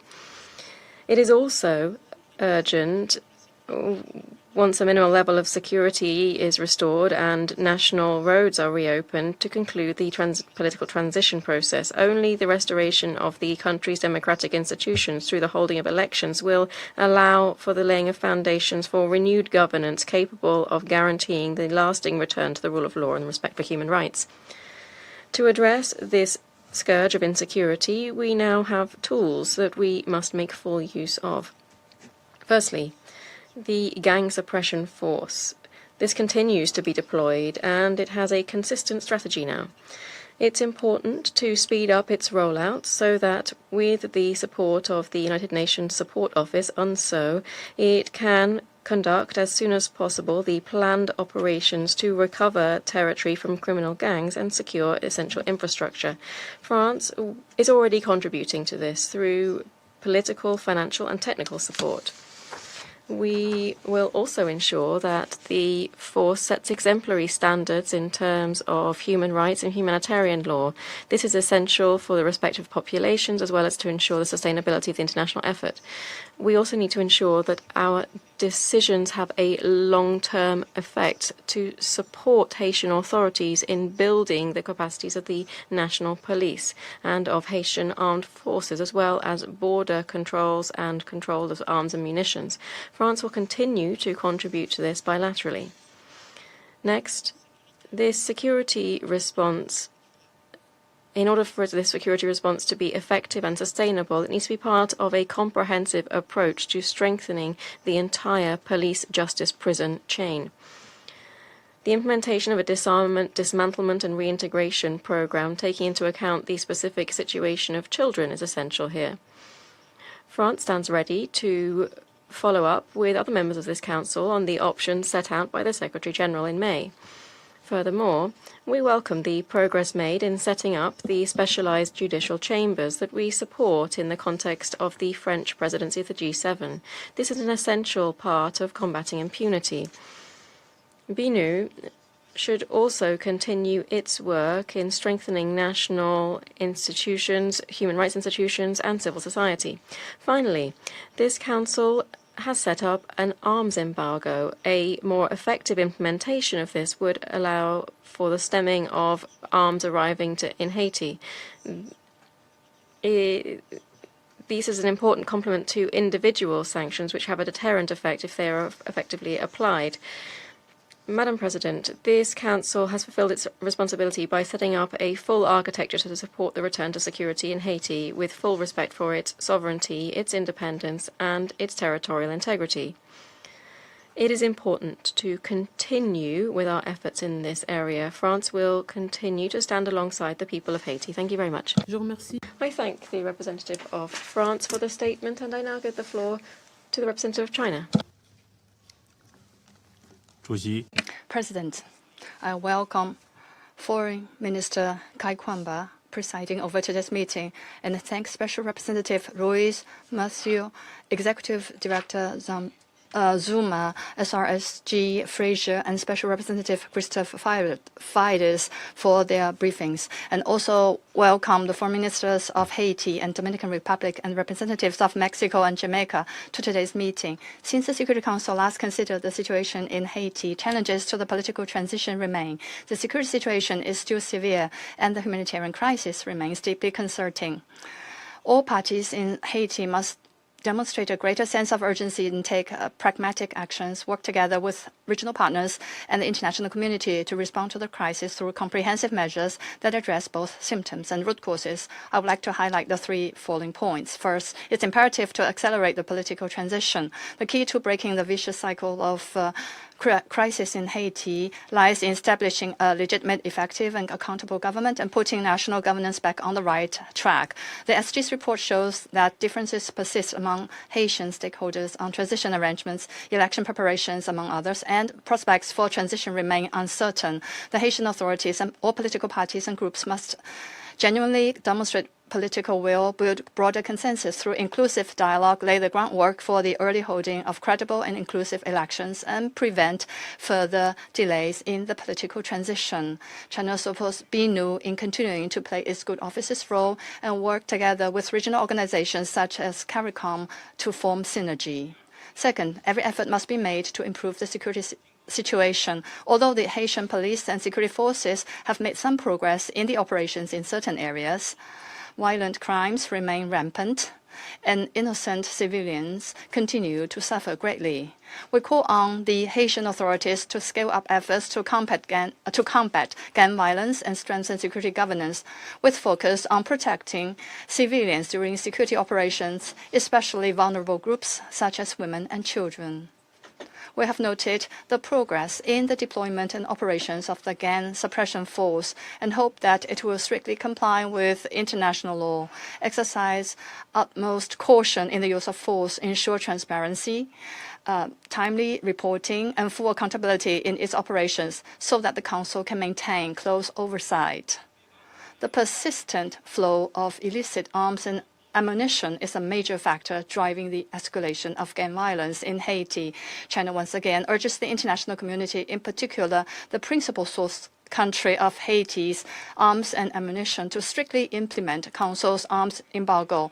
We call upon the Haitian authorities to effectively strengthen control and supervision over arms and ammunition, and we support UNODC, regional organizations, and others in continuing to provide assistance. The Council and its Sanctions Committee should strengthen the oversight of relevant developments. Third, it's imperative to continue to alleviate the livelihood challenges of the population. Haiti's security turmoil is merely a symptom. The deeper problem lies in the decades of state failure, which has led to economic decline and chronic underdevelopment. The Haitian authorities bear the primary responsibility in this regard. It must increase investment in people's livelihoods, provide basic services and guarantees such as food, education, employment, and effectively improve the living and development conditions of the population.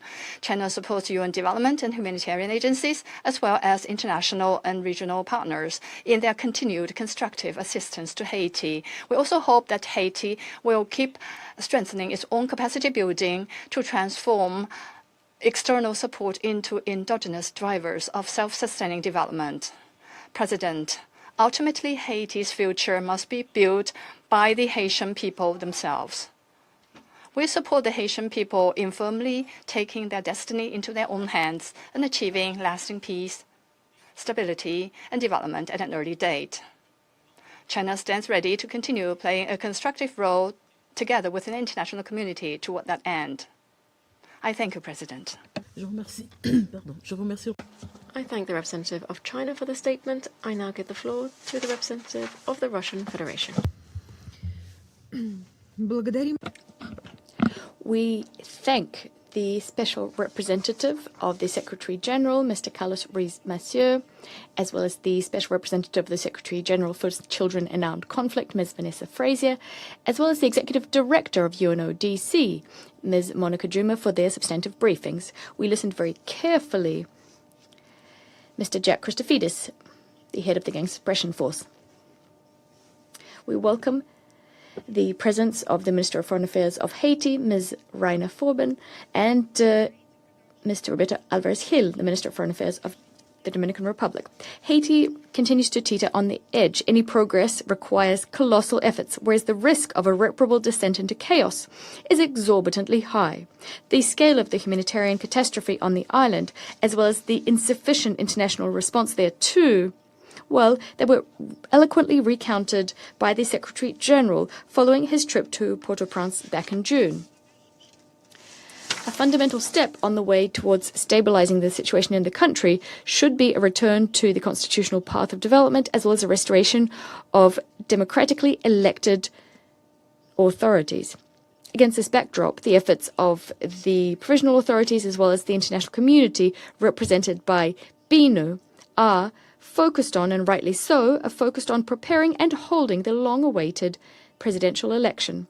We are disquieted by the preparations dragging on, as well as by the postponements in timelines. We understand that the delays, to a large extent, are driven by the objective situation in the country. Yet we hope that soon the final dates for the vote will be set, and these dates must be strictly complied with this time around. We call on the provisional government and all political forces to engage in dialogue, to work together responsibly for the benefit of Pan-Haitian interests. Haiti should decide its future independently without nefarious external interference, which is what caused many of the country's problems in the first place. The main threat to a safe electoral process in the country is gangs, who, as reported by UNODC, have transformed from street gangs into well-structured criminal networks with diversified revenue streams and broad-based control over territory, transport facilities, as well as the socioeconomic life of Haitian society. Gangs should be pushed out of the areas they controlled by the Gang Suppression Force, working together with the Haitian National Police and the National Army. We note progress on GSF deployment and UNSO operationalization. We are counting that now that all of the logistics and the basic infrastructure are in place, the international contingent can begin conducting decisive operations against Haitian gangs in keeping with its Security Council mandate. At the same time, we call on the GSF leadership and the UN presence in the country to pay particular attention to the whole range of accompanying measures, without which results achieved by force won't be sustainable. We're referring first and foremost to comprehensive disarmament and dismantlement of the gangs, creating opportunities for reintegrating gang members, as well as improvements to the judicial and prison systems in the country to ensure the treatment of detainees is effective and fair. A separate priority should be upholding children's rights and humane treatment thereof, including cases where children have been recruited by gangs. We support the work on the options set forth in a separate SG report, options for providing international support to the disarmament and reintegration program, on the understanding that primary responsibility for efforts on this track rests with Haitians themselves. Madam President, solving the gang problem solely by force without tackling their sources of funding and of weapons, first and foremost, is tantamount to attempts to pump water from a sinking ship without addressing the breach in the vessel's hull. Having said that, the latest UNODC report clearly states that arms smuggling into Haiti is continuing, essentially without any restrictions. The embargo imposed by the Security Council is not working in practice. And while non-compliance with sanctions measures on the Haitian side can be ascribed to the shortage in resources and competencies, well, why is the trafficking being ignored by the United States being the main source of illicit supplies? That remains a mystery. Furthermore, as the report states, the restrictions Washington has imposed on vessels arriving from Haiti did nothing but create additional problems with deliveries of regular cargo and humanitarian assistance going into Haiti, doing nothing to curb weapons flows to gangs. We stand ready to work constructively with Port-au-Prince as well as with all responsible members of the international community so as to restore stability and peace in Haiti, something the Haitian people sorely need. I thank you for your kind attention. I thank the representative of the Russian Federation for the statement. I now give the floor to the representative of Colombia. Thank you, Madam President. I thank the Special Representative of the Secretary General, Mr. Carlos Ruiz Massieu, the Executive Director of the United Nations Office on Drugs and Crime, Ms. Monica Juma, the Special Representative of the Secretary General for Children and Armed Conflict, Ms. Vanessa Frazier, and the Special Representative for the Gang Suppression Force in Haiti, Mr. Jack Christofides. And I thank them all for their briefings. I also greet Her Excellency, the Minister of Foreign Affairs and Religious Affairs of Haiti, Reina Forbin, His Excellency, the Minister of Foreign Affairs of the Dominican Republic, Roberto Alvarez, and the delegations joining us today. Colombia reaffirmed its support for Haiti in its efforts to overcome the multidimensional crisis, to restore democratic institutions and consolidate the rule of law. The inclusive national dialogue, the protection of human rights, and the holding of transparent elections are all crucial parts of achieving a sustainable form of stability in the country. The report confirms that Haiti continues to face tremendous challenges to overcome the multidimensional crisis, but it also provides some glimmers of hope. The commitment expressed by the transitional government to move ahead with the holding of elections this year was to restore democratic institutions, and the launch of the operations of the Gang Suppression Force are all a window of opportunity that mustn't be missed. My delegation welcomes the deployment of the first contingents of the GSF, the launch of the UN Support Office in the country, and the establishment of the Kuwait Coordination Forum. The recent security gains speak to the value of an integrated response led by Haitian authorities. Nonetheless, these achievements will only be sustainable if they are accompanied by stronger institutions, efforts to combat illicit arms trafficking, and policies that address the root causes of violence and that create socioeconomic opportunities for the population. Colombia reiterates the call to ensure that all security operations are carried out strictly in accordance with human rights and the principles of due diligence.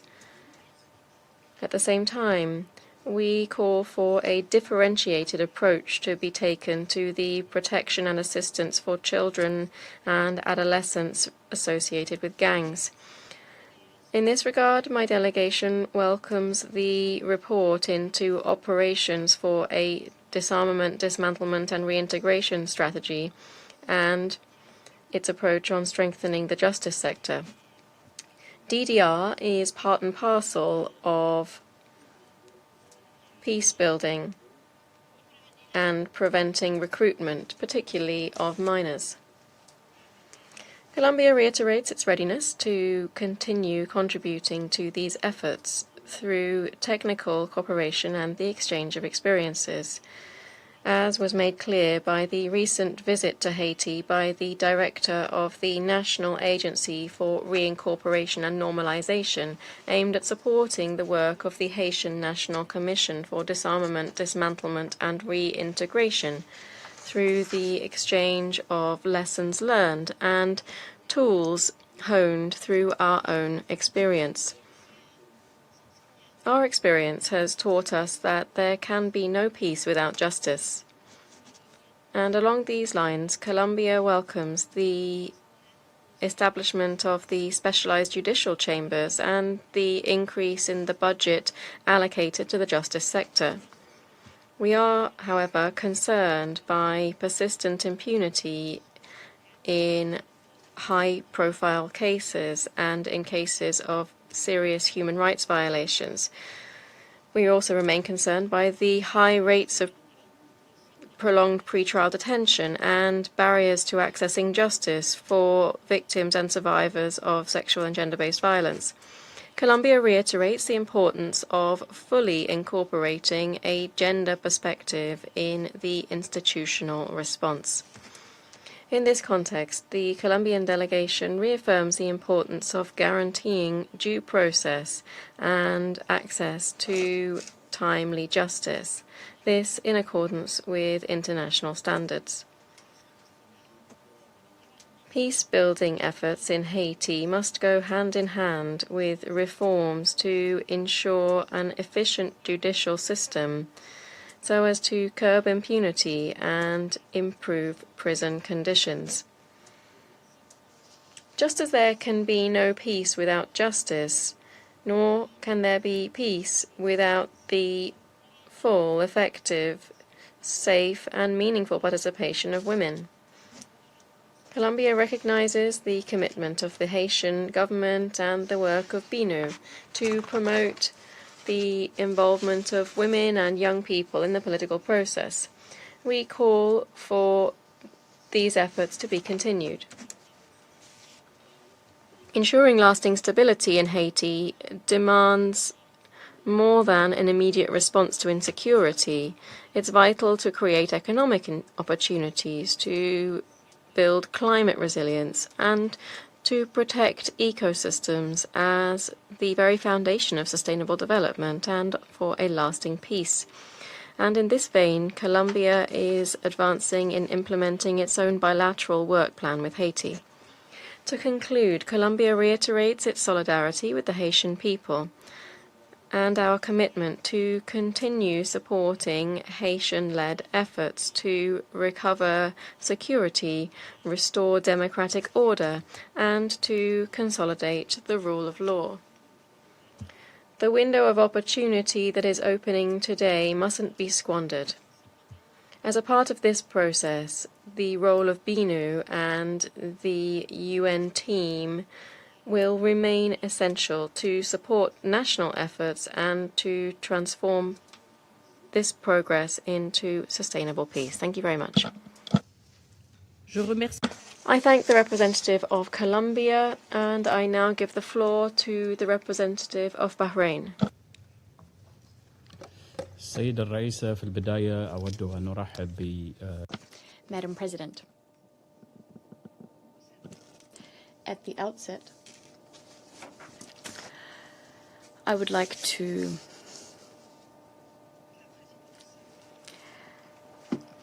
extend our gratitude to the President of the Democratic Republic of the Congo, and Her Excellency, Minister of Foreign Affairs, International Cooperation and Francophonie, Mr. Carlos Ruiz Mathieu, SRSG for Haiti, Ms. Monica Juma, UNODC Executive Director, Ms. Vanessa Fraser, SRSG for Children in Armed Conflict, and of course, Mr. Jack Christofides, Special Representative for the Gang Suppression Force in Haiti. Thank you for your briefings. The Kingdom of Bahrain would like to extend its gratitude for the efforts undertaken so as to achieve a lasting solution in Haiti. We welcome the participation of Ms. Raina Fourban, Minister for Foreign Affairs and Religious Affairs of Haiti, as well as Mr. Roberto Alvarez Gil, Minister for Foreign Affairs of the Dominican Republic, in addition to the other participants in today's meeting. Madam President, the Kingdom of Bahrain would like to welcome the positive steps taken by the transition authorities in Haiti with a view to advancing the political process, in particular the publication of the revised electoral decree and the agreement reached on the budget for electoral preparations, $220 million.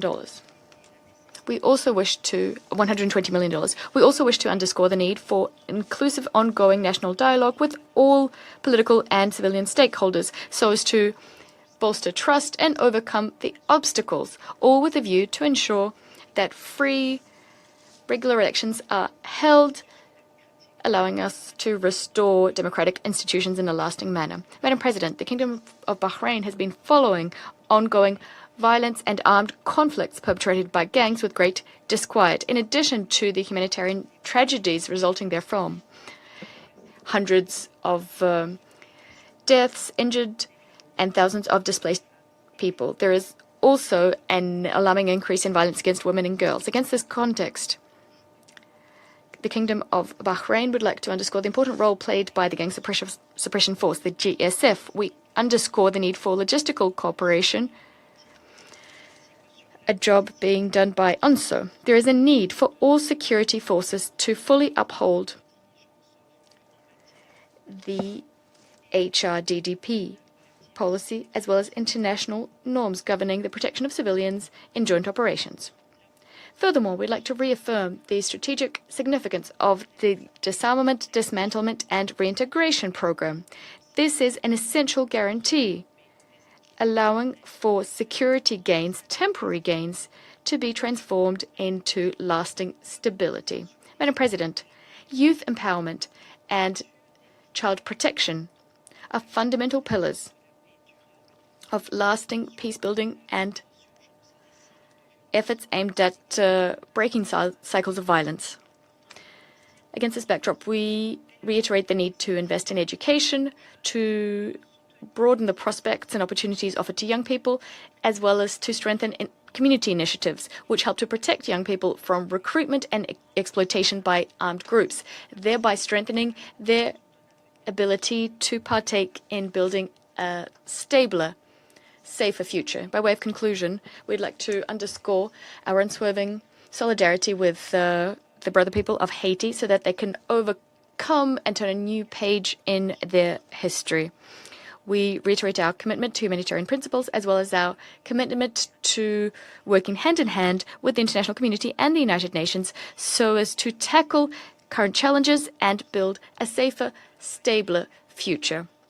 The Kingdom of Bahrain would also reiterate our unswerving support to BINUH as well as international and regional efforts aimed at promoting security and an economic recovery, in keeping with the aspirations of the brother people of Haiti who wish to live in stability and development. I thank you.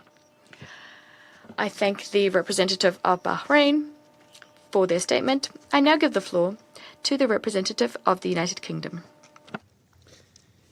Merci, Madame la Présidente. Thank you, Madam President. SRSG Ruiz Mathieu, Executive Director Juma of UNODC, SRSG Fraser for Children in Armed Conflict, and Jack Christofides, the Special Representative for the Gang Suppression Force, for their briefings today. I also welcome the Foreign Minister, Minister Fourban from Haiti, and Foreign Minister Alvarez Gil from the Dominican Republic to this chamber, alongside representation as well from Mexico and Jamaica. I want to start by welcoming the Secretary General's recent visit to Haiti, which comes at a critical time for the Haitian people. Nearly 1.5 million people are currently displaced. More than half the population is food insecure, and access to essential services is severely restricted. Within the most recent reporting period, BINUH documented 853 survivors of sexual and gender-based violence, in which collective rape accounted for 84% of cases. I will outline 3 urgent priorities to help address these intersecting crises. First, we welcome the deployment of the Gang Suppression Force, whose success will be key to addressing instability in Haiti. It is vital that operations are fully compliant with the human rights framework set out in Resolution 2793 and include robust child protection measures.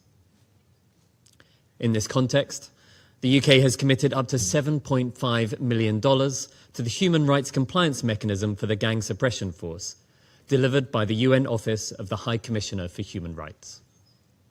This builds on our support for the human rights elements of the GSF's predecessor, the MSS mission, and reflects our firm conviction that accountability and civil protection are fundamental to restoring trust and stability in Haiti.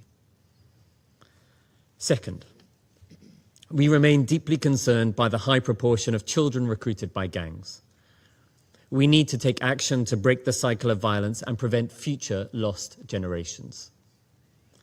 We welcome the visit in May to Haiti of the SRSG for Children and Armed Conflict and the clear message that she has underlined today that children associated with gangs must be treated as victims. We urge the Haitian authorities to implement the handover protocol for children associated with gangs without delay, including establishing the promised task force and framework. We also call on the government to develop credible and resourced disarmament, demobilization and reintegration programs that tackle the drivers of instability and protect the most vulnerable. Thirdly, recent progress on Haiti's electoral timetable is welcome. We encourage continued momentum towards holding credible elections, which are vital for Haiti's transition. Madame la Présidente, listening today, many have referred to this being a critical moment, a window of opportunity. The United Kingdom remains committed to supporting a Haitian-led pathway to sustainable peace, where improved security is matched by strengthened rule of law and respect for human rights. We will continue to work with all Haitian stakeholders and our international partners to this end for the benefit of all the people of Haiti. Thank you. I thank the representative of the United Kingdom for their statement. I now give the floor to the representative of Pakistan. Thank you, Madam President. We are so pleased to see you preside over this meeting, and I would also like to welcome the distinguished Ministers of Foreign Affairs of Haiti and the Dominican Republic to this meeting. And let me also join colleagues in thanking SRSG Masio, Executive Director, UNODC, Ms. Juma, SRSG Frazier, and Special Representative GSF, Mr. Christophides, for their briefings.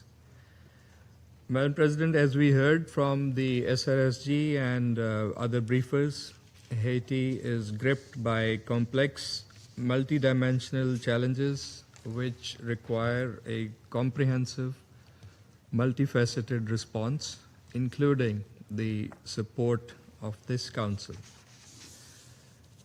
At the same time, durable solution of the country's long-drawn instability hinges on the decisive political and governance choices to be made by the Haitian stakeholders, as we have heard. President, I will make 4 points. First, political stability is essential. We welcome the Haitian authorities' focus on improving the security situation with a view to holding of elections. We hope that all political actors will work in unison to ensure the organization of elections in an agreed time frame. Second, security is indispensable. Protracted violence has had a devastating toll on the society. Atrocities perpetrated by gangs and violent actions of vigilante groups are deplorable. We hope that the arrangements put in place by the Security Council Resolution 2793, including the GSF, supported by UNSO, will help create necessary space for the Haitian security institutions, more importantly, the National Police, to take over the long-term security responsibilities in the country. Third, the humanitarian situation remains dire, with children and women facing the brunt. Association of children with gangs is a central challenge. We welcome the SG's letter detailing range of options for implementation of the DDR strategy. And we remain optimistic that the Haitian National Commission for DDR would continue to lead in formulating a strategy best suited to Haitian conditions. And fourth, the perennial issue of flow of illegal weapons into Haiti must be addressed.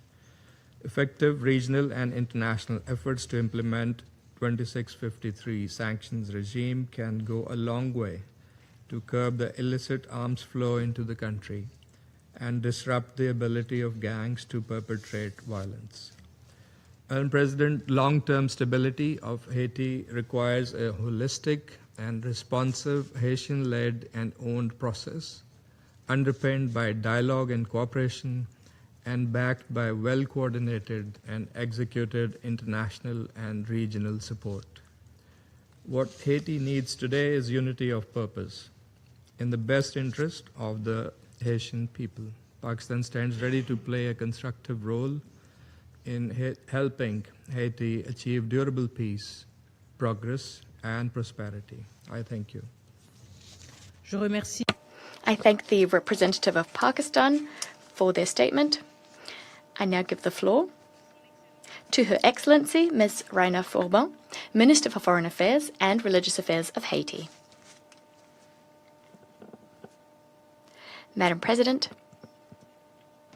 members of the Security Council, Excellencies, ladies and gentlemen. At the outset, I would like to applaud the Congolese presidency of the Security Council for the month of July. We wish you every success on behalf of the Prime Minister of the Republic of Haiti, His Excellency Alex Didier Fils-Aimé, and of the Haitian people, to express our deep gratitude to Security Council members, as well as to all members who are continuing to assist Haiti in its quest for peace, security, stability, democracy, and prosperity. Furthermore, I would like to thank the Special Representative of the Secretary General, as well as Head of BINUH, Mr. Carlos Ruiz-Massieu, for his briefing, in addition to thanking the SG for his quarterly report and his letter dated 29th May 2026, submitted pursuant to Security Council Resolution 2814. I also wish to thank Mr. Jack Christophidis, Special Representative for the Gang Suppression Force, in addition to Special Representative of the Secretary General, Ms. Vanessa Frazier. She is SRSG for Children in Armed Conflict. The children of Haiti are the first to be hard hit by this crisis, a security and humanitarian crisis, and it is for their benefit that we should work together so as to restore security in a lasting fashion so that they can grow up in peace, access education, and build the future that they deserve. We'd also like to thank the Executive Director of UNODC, Ms. Monica Juma, for her briefing. I welcome the participation of the Minister for Foreign Affairs of the Dominican Republic, my counterpart, Mr. Roberto Alvarez-Gil. We express our support for the statement that the Ambassador of Jamaica will be delivering on behalf of CARICOM. I would also like to thank Security Council members for their constructive comments, in particular to Ambassador Waltz for his statement in which he shared with the Council the main remarks following his recent visit to Haiti. Today, I would like to send a message of hope, both to our international partners and the people of Haiti. Genuine progress is being made on the ground.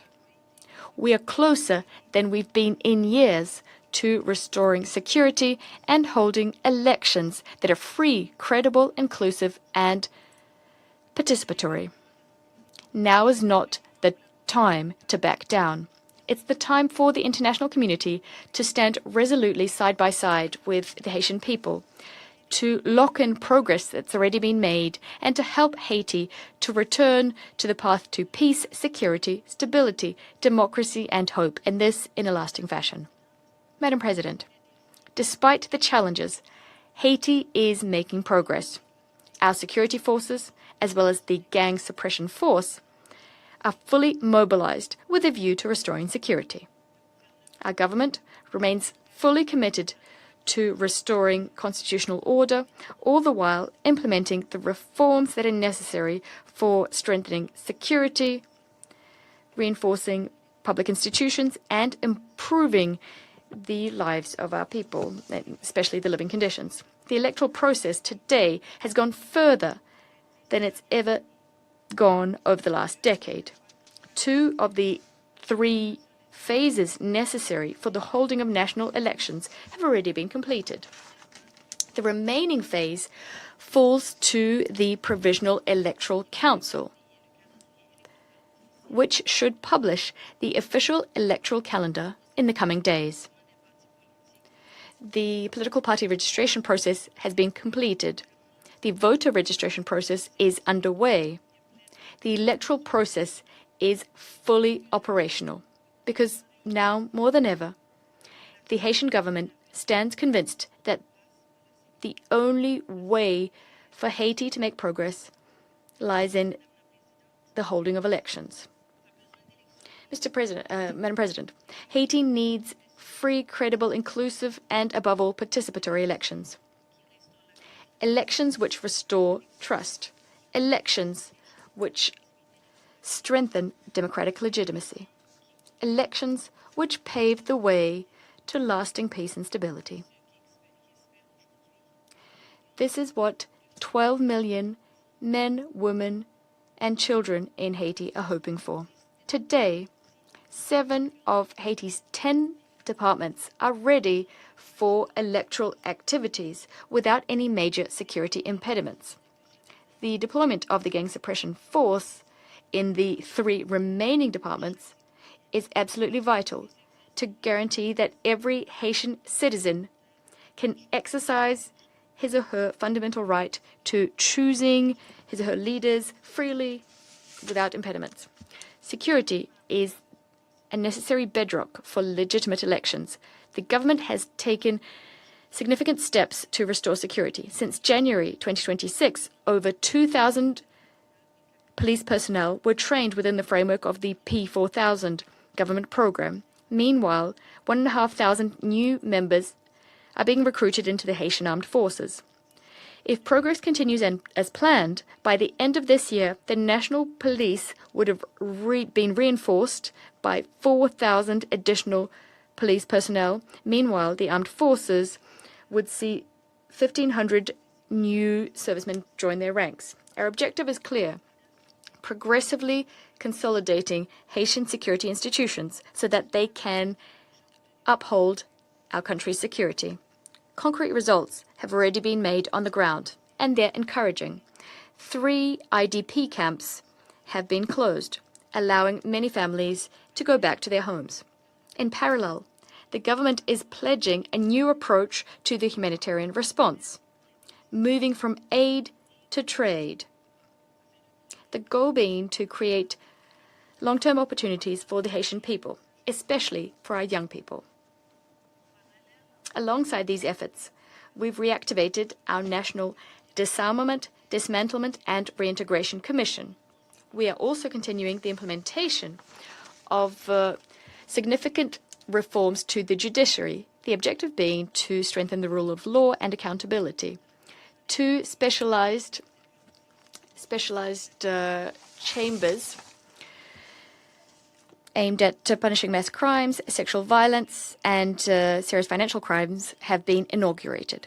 Nonetheless, we're cognizant that progress is fragile. It is in this spirit that we call on the Security Council to support the full deployment of the Gang Suppression Force, as well as the renewal of its mandate, so as to furnish it with the support it requires to fulfill its mission. Genuine progress has been made on the ground. Now is not the time to back down. Madam President, for far too long, Haiti was defined by its crises. Today, Haiti wants recognition for the progress it's made. The Haitian people is demonstrating remarkable resilience. Our institutions continue to operate. Security is improving. Recapturing of territory is ongoing. The electoral process is progressing. The Republic of Haiti, under the leadership of the Prime Minister Alex Didier Filsemé, is making this progress. The momentum is genuine. We cannot lose this momentum. This is why we need partnerships. We need sustained international commitment so as to lock in the progress that's already been made. Today, the international community is faced with a choice. The international community can lock in the momentum Haiti has achieved thanks to considerable efforts, or it can risk seeing years of collective efforts compromised at the very moment when Haiti is closer than it's ever been to restoring security and holding elections. For that reason, today, supporting the full deployment of the Gang Suppression Force, as well as renewing the GSF's mandate, is tantamount to supporting security. Supporting security means standing side by side with Haiti. This is an investment in democracy, regional stability, as well as international peace and security. Working together, let's make sure that this progress, fragile for the time being, becomes irreversible. Let's work together to allow the Haitian people to definitively turn a page on this violence and instability, to build a future of peace, security, and stability.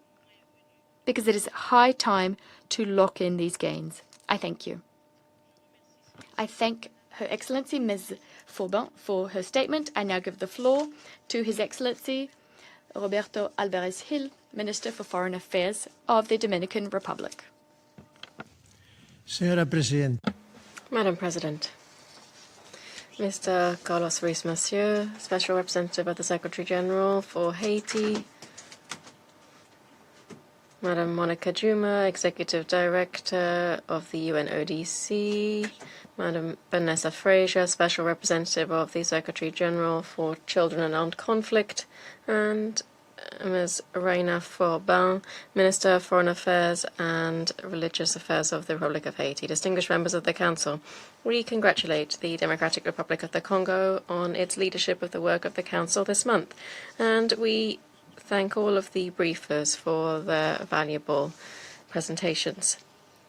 Almost 1 year on from the adoption of Resolution 2793, and just a few weeks before this Council decides on its renewal, it is time to take stock. And in so doing, we should look beyond solely what we have built to what remains to be done so that Haitian society can begin to return to life as normal. Our stock taking should recognize two realities. The first is encouraging. Just 1 year ago, the international community was discussing what might be the right kind of instrument to support the recovery of security in Haiti. Now, this debate is now behind us. The country has a gang suppression force, a United Nations support office that is fully established, a command and operations structure, and that is already beginning to bear fruit. The progress made warrants the recognition of this Council. We should in particular thank the United States for the leadership shown in this initiative, and Canada and the other states that have contributed with their efforts, resources, and logistical support to make it possible. We also express particular thanks to those countries that have contributed that is the most valuable, their men and women on the ground. Their commitment stands as a concrete demonstration of solidarity with Haiti. But there's also a second reality. The force was authorized up to a ceiling of 5,550 troops. However, to date, little more than 1,000 are in Haiti. This difference poses the main challenge to the mission's success. We have committed troops, resources to sustain them, and a functioning command structure. The greatest obstacle to their deployment remains logistical. That is, the limited availability of strategic air transport to quickly move the pre-committed troops and equipment.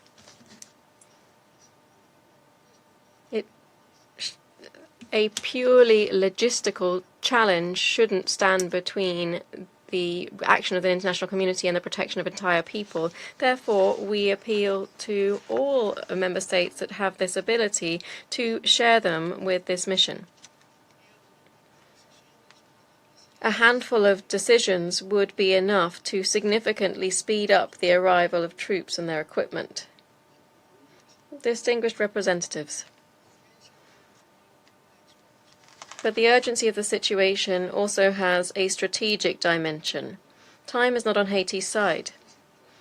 Every week of delay allows the criminal gangs to consolidate their territorial grip, expand their sources of financing, hone their operational capacities, and to recruit new members, many of whom are children, who suffer tremendously, as has been so graphically explained today in this meeting.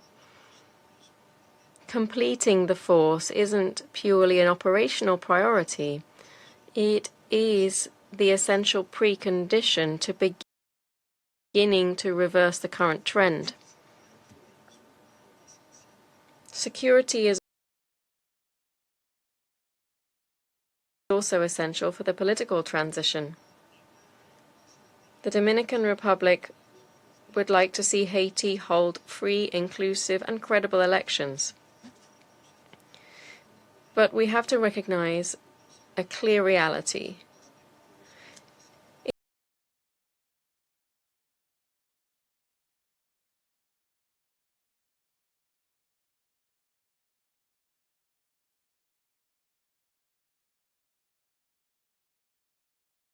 Democratic legitimacy. While vast swathes of the country remain under gang control, it is hard to see how, as Minister Forbin has said, it's hard to see how the necessary conditions for a free and representative electoral process can exist. Madam President, the restoration of security alone, however, is not enough. It will also be necessary to continue to strengthen the Haitian National Police, the judicial system, and disarmament, demobilization, and reintegration programs, as well as to more effectively combat the illicit trafficking of weapons and financing of criminal organizations. This effort should be supported by a more rigorous application of the sanctions regime established by Security Council Resolution 2653. That regime was designed not only to sanction the heads of criminal gangs, it also covers those that finance the gangs, that facilitate arms trafficking, that launder resources from their illicit activities, or that provide either material or political support to them. Up to now, the regime's application has mainly focused on a very small number of criminal leaders, while those who finance, facilitate, or benefit from the activities of these organizations remain to a large extent outside the scope of this regime. We should fully use this instrument to identify and also sanction those who both maintain and enable the operation of these criminal gangs. Breaking these support networks is vital to achieving a lasting peace in Haiti. We fully concur with the appeal made by the Executive Director of UNODC, Ms. Monica Juma, in highlighting a regional strategy to address transnational criminal networks operating in coordination with Haitian gangs. The crisis cannot be addressed solely within Haiti. It is essential to break up the regional networks that fuel and sustain these criminal gangs. We recognize the efforts that have been made by the Haitian government to strengthen its own institutions.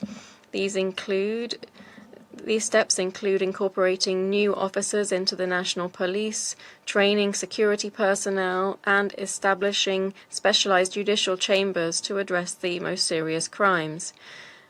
These steps show that, in parallel to international support, Haiti is also shouldering its responsibility in rebuilding the state's capacities.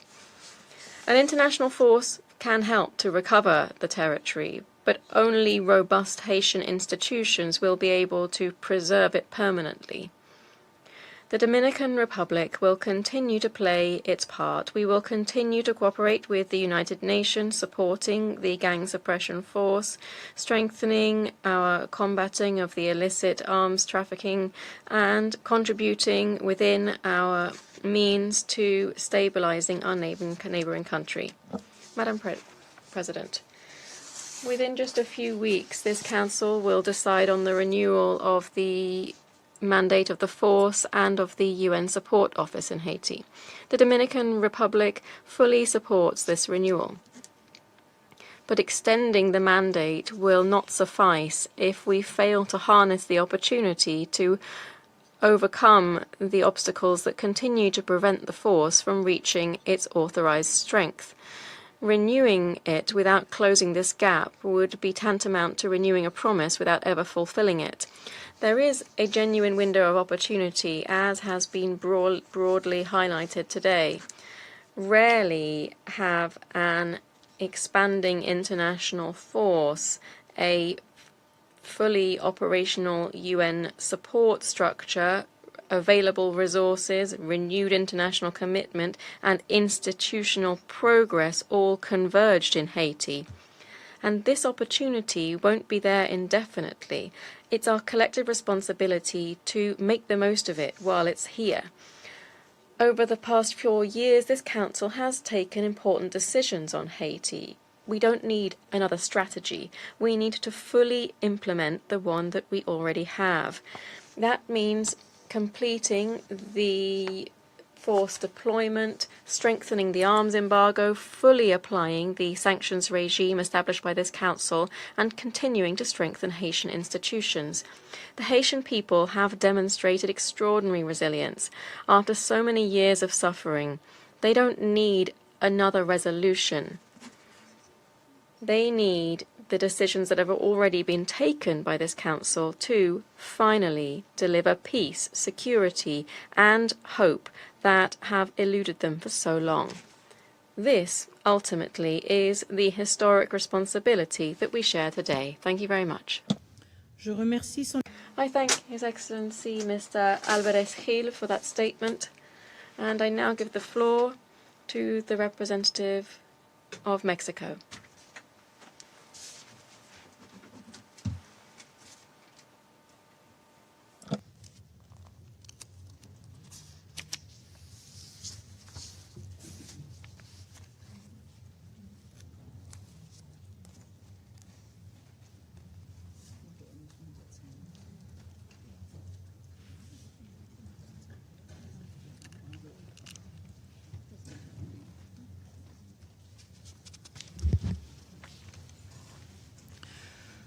Madame la Ministre Madam Minister of Foreign and Religious Affairs of Haiti, Her Excellency Ms. Reina Forbin, the Minister for Foreign Affairs of the Dominican Republic, His Excellency Mr. Alvarez Gil, Madam President.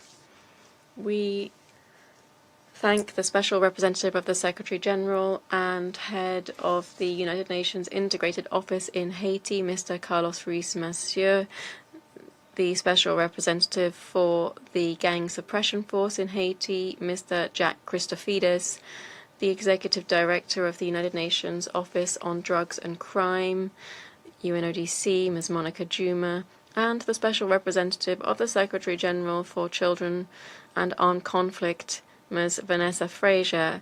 We thank them all for their briefings. Madam President, the humanitarian situation in Haiti remains dire and a matter of concern. We recall that more than half the population, almost 6.4 million people, including 2.8 million children, require emergency assistance. The Haitian Red Cross and the International Red Cross and Red Crescent Movement have reported that there are more than 1.4 million internally displaced persons in the country, whose vulnerability is only heightened by the expansion of gang control. In this regard, Mexico recognizes the progress made in the deployment of the UN Support Office in Haiti, the UNSO, and we encourage it to work with the Gang Suppression Force, the GSF, so that both entities maintain regular, transparent, substantive dialogue with member states. Mexico will continue contributing to building Haiti's national capacities through the training of a new contingent of the Haitian Armed Forces.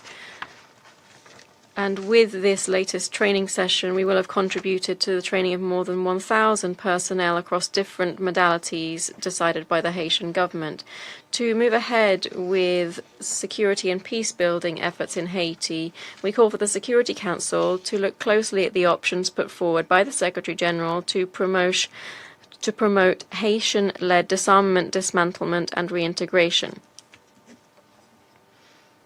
In addition, Mexico strongly supports the call of the Special Representative of the Secretary General for Children and Armed Conflict. That is, minors recruited or used by the gangs should be treated strictly as victims and not as perpetrators. We welcome the proposed DDR program in the SG's report that proposes a differentiated preventive approach for children and young people that at risk of being recruited. The United Nations Office on Drugs and Crime has revealed the urgent need to curb the illicit flow of weapons fueling the internal violence.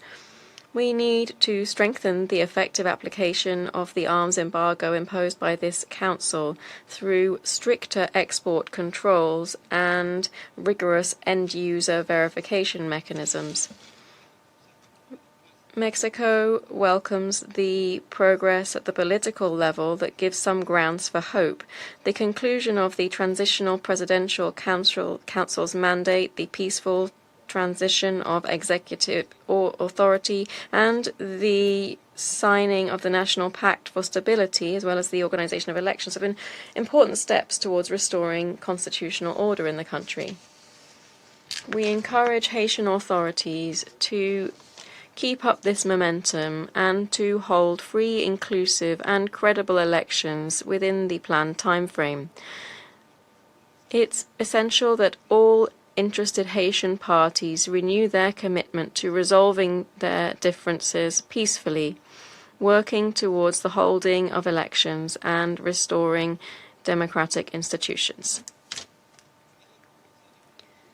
Mexico believes that it's important, with the support of the United Nations, to identify the minimum material conditions needed for the holding of free, inclusive, and credible elections. Madam President, We recognize that security progress can only be consolidated if it translates into effective strengthening of national institutions.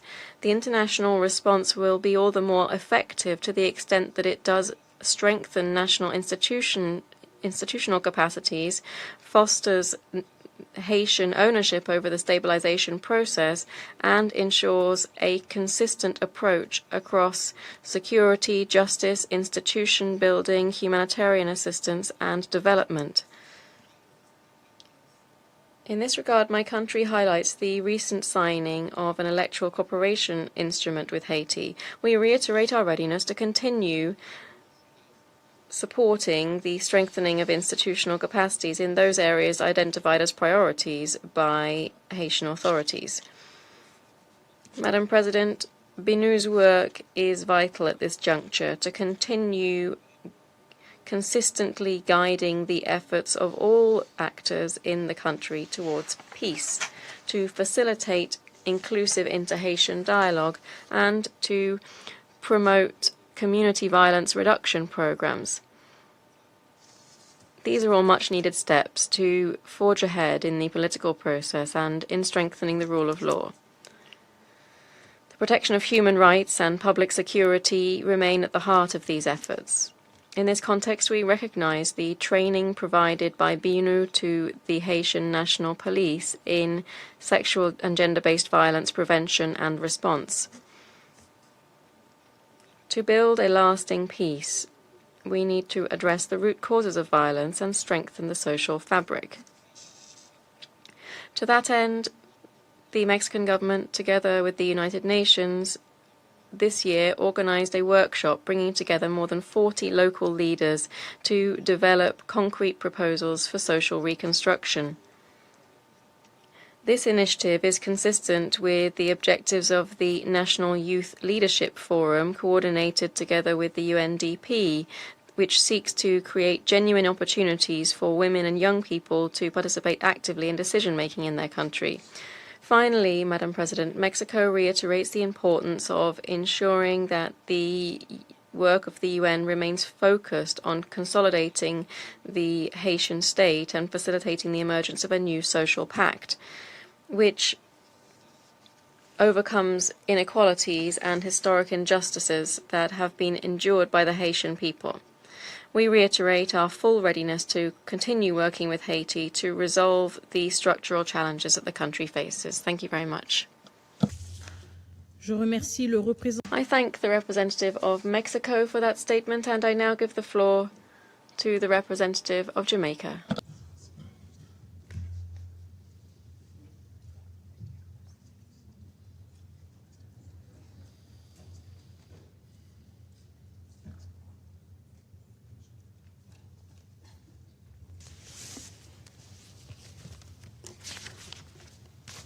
Thank you, Madam President. I am honored to deliver this statement on behalf of the 14 member states of the Caribbean Community, CARICOM. Let me begin by acknowledging the briefers and acknowledging the presence of Foreign Ministers Forban and Alvarez-Gil. We very much welcome the hopeful indications of progress outlined by Foreign Minister Forban. Madam President, as CARICOM member states, we remain deeply concerned by the multidimensional security crisis in Haiti. We reaffirm our unwavering solidarity with the Haitian people, our respect for Haiti's sovereignty, and our commitment to supporting a Haitian-led solution to the challenges the country faces. We recognize that while some incremental improvements have been made, the overall situation remains dire. CARICOM commends the efforts undertaken by the government of the Republic of Haiti, with the support of important bilateral, regional, and multilateral partners, including CARICOM, the UN, and the OAS, to lay the foundations for free, fair, and peaceful elections. However, given the expiration of the Transitional Presidential Council's mandate in February this year, without elections having been held, CARICOM reiterates the importance of achieving this critical objective through Haitian-led democratic processes. Acknowledging that the elections originally planned for August 2026 can no longer be achieved, and that voter registration initially scheduled to begin in April, only commenced in July. The Haitian Electoral Council and the government of Haiti are currently engaged in discussions to agree on a revised electoral timetable in light of the prevailing security situation. Despite these challenges, CARICOM considers that the holding of elections remains a priority, underscoring our continued commitment to Haiti's long-term stability, democratic governance, and constitutional order. Considering that the Gang Suppression Force has yet to be fully deployed, while its mandate is expected to expire at the end of September 2026, CARICOM continues to strongly advocate for the renewal of this mandate. Renewing the mandate remains a critical safeguard against a further deterioration of the security situation, as well as the risk of widespread instability and anarchy. Madam President, Haiti featured prominently on the agenda of the recent CARICOM Heads of Government meeting held in St. Lucia from the 5th to the 8th of July this year. Discussions included consideration of establishing a permanent CARICOM presence in Port-au-Prince. It was also reaffirmed that the CARICOM Eminent Persons Group will continue to support the Haitian government in its engagement with national stakeholders and international partners. Heads of government further committed to providing humanitarian support in response to the continuing needs of the Haitian people and the modest improvements observed on the ground. Of particular concern is the worsening humanitarian situation affecting Haiti's most vulnerable populations, especially women, girls, and youth. Sexual and gender-based violence has increased significantly amid escalating gang activity, placing women and girls at heightened risk. Gang violence has also had severe consequences for Haiti's youth, contributing to rising unemployment and increasing the recruitment of children and young people into criminal gangs. At the same time, widespread food insecurity and Haiti's deteriorating economic conditions have further intensified the humanitarian crisis. CARICOM encourages sustained international cooperation and support in addressing the ongoing crisis in Haiti and calls for accelerated stabilization efforts, including increased humanitarian financing. We urge the financial community to deepen its engagement with the government of Haiti and other key stakeholders in pursuit of a stable, secure, and democratic future for the Haitian people. Haiti deserves a future of peace, prosperity, and democratic governance, a future deserving of every citizen in every country. I thank you. I thank the representative of Jamaica for that statement. There are no more names inscribed on the list of speakers. I now invite Council members to informal consultations to continue our discussion on the subject. The meeting is adjourned.